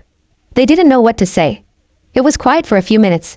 Will you be willing to share? Hinata finally spoke up. That's one of the first things that Akimichis learn. Why? Satoru asked. Well, if you are willing to give it a try, we could let you join our sisterhood, Hinata said. Sisterhood? Satoru asked. Yeah, it's me, Funu, Kirai Haku, Riri, Yujito, Anko, Kurinai, Yugago, Shizen, and Rin, Hinata said. Choji, what do you think? Satoru asked. Choji thought. Will my Amuto be protected? He asked. Yup, Hinata said. Will she be treated as an equal? Choji asked. Of course, the only thing different than how she is treated now is she will be part of our sisterhood and get to go through our clan training, which since you're her twin you can go through. Also, Hanabi has already started it, but is going at a much slower pace than you will be going at, Hinata said. Choji nodded, thinking, I think he should. Naruto is a great guy, and fun. He is the type of guy I would want you to be with, he finally said. Really? Thanks so much, Choji, Satoru said, hugging him. Yeah, get off me, Satoru, Choji said. Come on, Satoru, we have to ask Tsunade and Konan for approval, then tell you the clan rules, Hinata said while she and Funa grabbed her hands and left, leaving Choji to clean the table. The three arrived at the Senju compound and found Konan and Tsunade in the living room. What brings you three here so early? Don't you have team training? Tsunade asked. Yes, but this is important, Funa said. What's so important? Konan asked. Satoru wants to join us, Hinata said. Konan looked at her. I approve, she said. I approve, Tsunade said. What? That's it? No long questions about her motives or anything like that, Funa asked. Nope, Tsunade said. But why not? Funa asked. Konan shrugged. Satoru has almost the purest of heart a person can be. Besides, a member of her clan didn't kill everyone in it but two, and another member isn't hell-bent on revenge, she said. So I went through all that because of what those two did and is doing. That's hardly fair, Funa asked. We needed to make sure that you're not just using Naruto to give revenge on Itachi. It had absolutely nothing to do with you personally, but we needed to protect our clan, Konan said. Funa sighed. That makes sense, she said. Then told Satoru the rules and about her needing to bring a copy of the Jutsu scrolls in her compound to her personal section of the library later today and about her training she will undergo. A few hours later, Funa walked into the Inuzuka compound and was sitting in Hana's room. Said teen walked into her room after talking to her mother. So what brings you here, Funa? I haven't talked to you in a while, Hana asked. I was wondering if you have seen the guy who has been peeping on a few girls around the village, Funa asked. If you're asking if I noticed Naruto peeping on me, then yes, I have. At first I was surprised that he would risk it to peep on me while I showered and changed. But after a while I started to tease him, Hana said. Funa blinked. What makes you think I'm talking about Naruto? She asked. Hana rolled her eyes. Why else would you care? I know you, Funa, and you don't care about no one who is not your friend enough to look after them this much, she said. Oh, so he hasn't been caught by anyone else, Funa asked. Not that I know of. But tell him before he thinks about it. Kazan killed the last person who tried to peep on her, Hana warned. I'll tell him, Funa said. Also, if you want to, he will have to work for it. I'm not going just go to him because he's seen me naked a few times, Hana said before Funa left. 2 weeks later, every ninja in the village was in the Chunin Stadium for the annual Jounin promotion to ANBU and Chunin promotion to Jounin.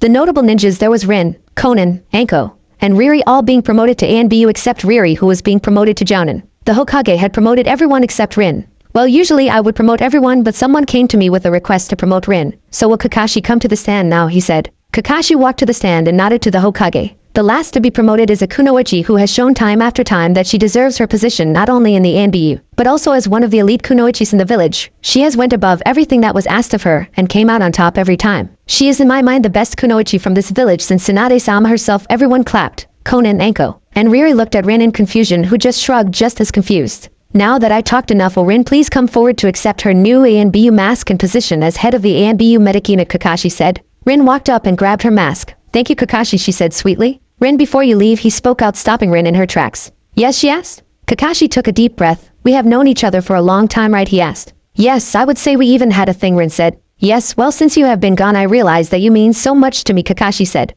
Rin smiled. Really? What exactly do I mean to you and how much, she asked sweetly. In the crowd, Tsunade, Konan, Anko, Yugogo, Shizen, Kurenai, Riri, Sam, and everyone else who knew about Naruto and Kakashi's relationship was looking at Rin in confusion. Everyone else just watched the entire thing play out. Well, you mean everything to me. I love you so much that it hurt me when you was gone for so long, Kakashi said. I mean that much to you. Wait, where are you going with this, Rin asked. Well, you see, we've been through so much since we was Genins with Obito and Minato-sensei.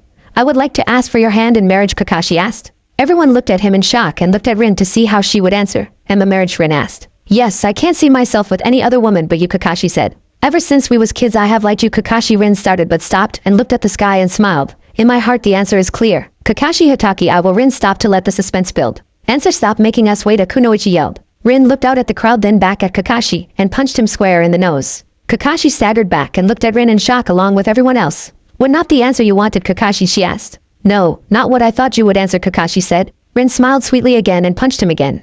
Well, here is my answer. I will have nothing to do with you, Kakashi Hatake, she yelled at him. How, why? We always talked about getting married when we was on the same team, Kakashi asked. Yeah, and Obito had both his eyes in his fucking head, and Sensei wasn't dead, Rin said. What the hell is going on, someone from the crowd yelled. Yeah, I thought you always wanted to marry him, someone else yelled. Tell me, what promise did we make Sensei when he died, Rin asked. That we will protect his family. What does that have to do with anything, Kakashi asked. You have done nothing to protect his family, Rin said. What, they are dead, Kakashi said. Really? Last time I checked, Naruto Namikaze Uzumaki was alive and well. And I don't think Kushina Uzumaki is dead either, Rin said. What are you talking about? Of course they are dead, Kakashi said. Are you stupid? I swear I shouldn't have gave you that eye from Obito. And it's only because he asked me that I gave it to you. Naruto Uzumaki is the only blonde shinobi that's not related to Ino. And he is on your team, Rin said. What, but he can't be Sensei's son, Kakashi said. Why, Rin asked. Because Kakashi was stomped. Face it, Kakashi, you talk big and strong about teamwork. But all you have done is play favorites towards Sasuke and attempt to force Naruto to teach him jutsus that Naruto spent years learning and mastering, Rin said. No, I haven't. I simply asked Naruto to help Sasuke. At times Kakashi tried to defend himself. Rin punched him again, this time with a chakra-enhanced fist. You ling bastard. I have witnesses who told me that you tried to constantly force Naruto to teach Sasuke his jutsus, including Funa, your other genin, she said. Is that true, Kakashi? Someone in the crowd yelled. No, I would never do something like that, Kakashi said, getting up from the crowd. Rin kicked him, making him fall back to the ground, and stomped her foot on his stomach. So you think I'm making this up? Fine, I'll prove it to you, she said. What are you talking about? Tsunade yelled, just for the hell of it. And she was enjoying seeing him get beat like this. Rin smiled. Well, if you could, can you retrieve Funu Uchiha, Sasuke Uchiha, Sakura Harino, and Naruto Uzumaki? She asked the ANBU that was closest to her. Once the four had arrived, Rin spoke. Now you four are here to answer a simple question, she said. Why is Kakashi-sensei on the ground? Sakura asked. Don't speak until I tell you to, Rin demanded. Sakura shrieked back and mumbled a yes, ma'am. Now first up, Naruto. How does Kakashi treat you during training? She asked. Well, all he does is demand I teach Team No Stick Flipper my jutsus, Naruto said. That's hardly a fair trial. Of course he would say that, Kakashi said. Rin increased the pressure on his stomach. I didn't tell you to speak, did I? She asked. Kakashi was about to reply until Rin glared at him. Now Sakura, what goes on during team training? She asked. Well, Funa no Baka and Naruto no Baka just sits around flirting. Kakashi-sensei tries to get them to do things but they ignore him. And Naruto no Baka holds Sasuke-kun back by not teaching him jutsus like Kakashi-sensei tells him. If you ask me, Naruto no Baka should be punished for holding Sasuke-kun back, and she was cut off by Rin. No asked for all that crap, bow shut up, Funa, Rin said. Well, when he is not reading his porn and looking at me as if he is trying to undress me, Funa visibly shivered. He is reading his porn while demanding either me or Naruto teach Team No Stick Flipper Baka our jutsus, she said. Now Sasuke, if you will, Rin said. Sasuke just turned his nose. I don't have to answer to a half-assed kunoichi like you, he said. Funa, do you mind? Rin asked. Certainly, Funa said and vanished. Sasuke grunted in pain as he found himself on his knees at Rin's feet. Now cousin No Stick Flipper team answered the question, Funa said with her foot on his back and both his arms and her hands behind his back. Get off me, Funa, Sasuke yelled. Shut up. I'm the heir to the Uchiha clan, not you. I tell you what to do, not the other way around. Now answer the question, Funa said. That's enough, Funa, he don't have to answer the question. We have enough information from him, Rin said. Funa took her foot off Sasuke and let him get up. Now Kakashi, I'm not a kunoichi without compassion or fairness, so I will let you defend yourself, she said. Kakashi stood and tried to save what dignity he had left. I wasn't aware of these circumstances or that sensei's son was alive, he said. You liar, Rin said. At least give me a chance to make up for my mistake, he asked. Rin smiled her sweet smile. That Kakashi quickly became to fear, and walked up to him and put her arms around his neck in a hug. Go to hell, Kakashi, she said, introducing her chakra-enhanced knee into his unprotected genitals, getting a high-pitched squeak of pain from him. She watched as his one eye rolled into the back of his head with a smile. Let's let everyone see what you look like under the mask, she said, and reached down and ripped off his mask. She had a thought to spit in his face, but decided not to. The third walked up to the stage. I want to know exactly how much Kakashi favored Sasuke to his other students, so we will have a small match. Naruto versus Sasuke and Funa versus Sakura, he said. Kick his ass, Naruto, Conan yelled. Okay, Naruto and Sasuke begin, the third said. Naruto slid ready as Sasuke attacked him. They exchanged taijutsu at high speed until Sasuke jumped back. Katon. Great fireball, Sasuke yelled. Suiton. Wall of water, Naruto countered. As the steam from the two attacks cleared, Naruto saw Sasuke running at him. Chidori, Sasuke yelled with his Sharingan active. Sasuke plunged his fist into Naruto's chest. Now kneel to me, he said. Naruto fell face first, and the entire stadium went quiet. Then all of a sudden there was a loud coughing noise behind Sasuke. Said boy turned in confusion and looked back at the Naruto on the ground. What the hell, he said. My very first successful jutsu I created on my own. It's a blood clone. Very useful for situations where I need to fake my death like now, Naruto said. Impossible, you didn't do any hand signs, Sasuke said. Who said it uses hand signs? It's more of a summon type jutsu. But I have no desire to explain it to you. Naruto then went through some hand signs. Chidori, he yelled. He ran at Sasuke at full speed. A debris from the stadium filled the air. Once it was clear, Sasuke was frozen in his place with fear while Naruto had his hand planted elbow deep in the ground right under him. Unlike you, I don't attempt to kill people in a spar, he said, and forced his arm out, causing it to dislocate from his shoulder and rip the skin from his elbow down off his arm. Impressive display of skill, Naruto, the third said. You should have killed him, Conan yelled. How long until your blood clone is gone, the third asked. No clue. This is the first time I was able to create one successfully, Naruto said. Tsunade appeared next to them. Incredible, I could use one of these clones to make so many medical discoveries and possible find a way to remove that seal from Anko, she said. Amatoko, are you going to heal my arm, Naruto asked. Tsunade looked at him. No, she said. What, why, Naruto whined. Because I told you next time you do something like that to show off I'm not healing you. Besides, it's already healing, Tsunade said. How did you learn my jutsu, Kakashi yelled. Funa taught me, Naruto shrugged. How did she learn it, Kakashi yelled. I'm an Uchiha, it's what we do, Funa said. Are we going to fight now? I want to kick Funa no Baka, asked Sakura said. Funa looked at her and went through some hand signs. Right, Kiri, she said. I'm ready when you are flat chest, she said, holding the loud jutsu up so all could see. I think a fight between you two will be unnecessary, the third said. I'll fight her, Hinata said, appearing out of nowhere in a shenshin of water. Suiton. Dori, she said, holding up a water Chidori and looking at Funa. Both was ready to attack each other. That won't be needed. I would like you both to survive at least long enough to take the Chunin exam, the third said. Naruto, is this blood clone a perfect clone of you, Tsunade asked. Yes, why, Naruto asked. Because if it is, then you have a seal on the top of your head, Tsunade said, looking at the clone's head. A seal, Naruto asked. Yes, I'll have Jiraiya study this before he look at yours, Tsunade said, and grabbed the clone and vanished. Well, want to go out to lunch, my treat, Naruto asked Hinata and Funa. They both shrugged and finally ended their jutsu at the thought of free food. Okay, what just happened, someone in the crowd asked. Sasuke got his ass handed to him. So did Kakashi. And his only two personal jutsus are no longer known by only him, Anko said.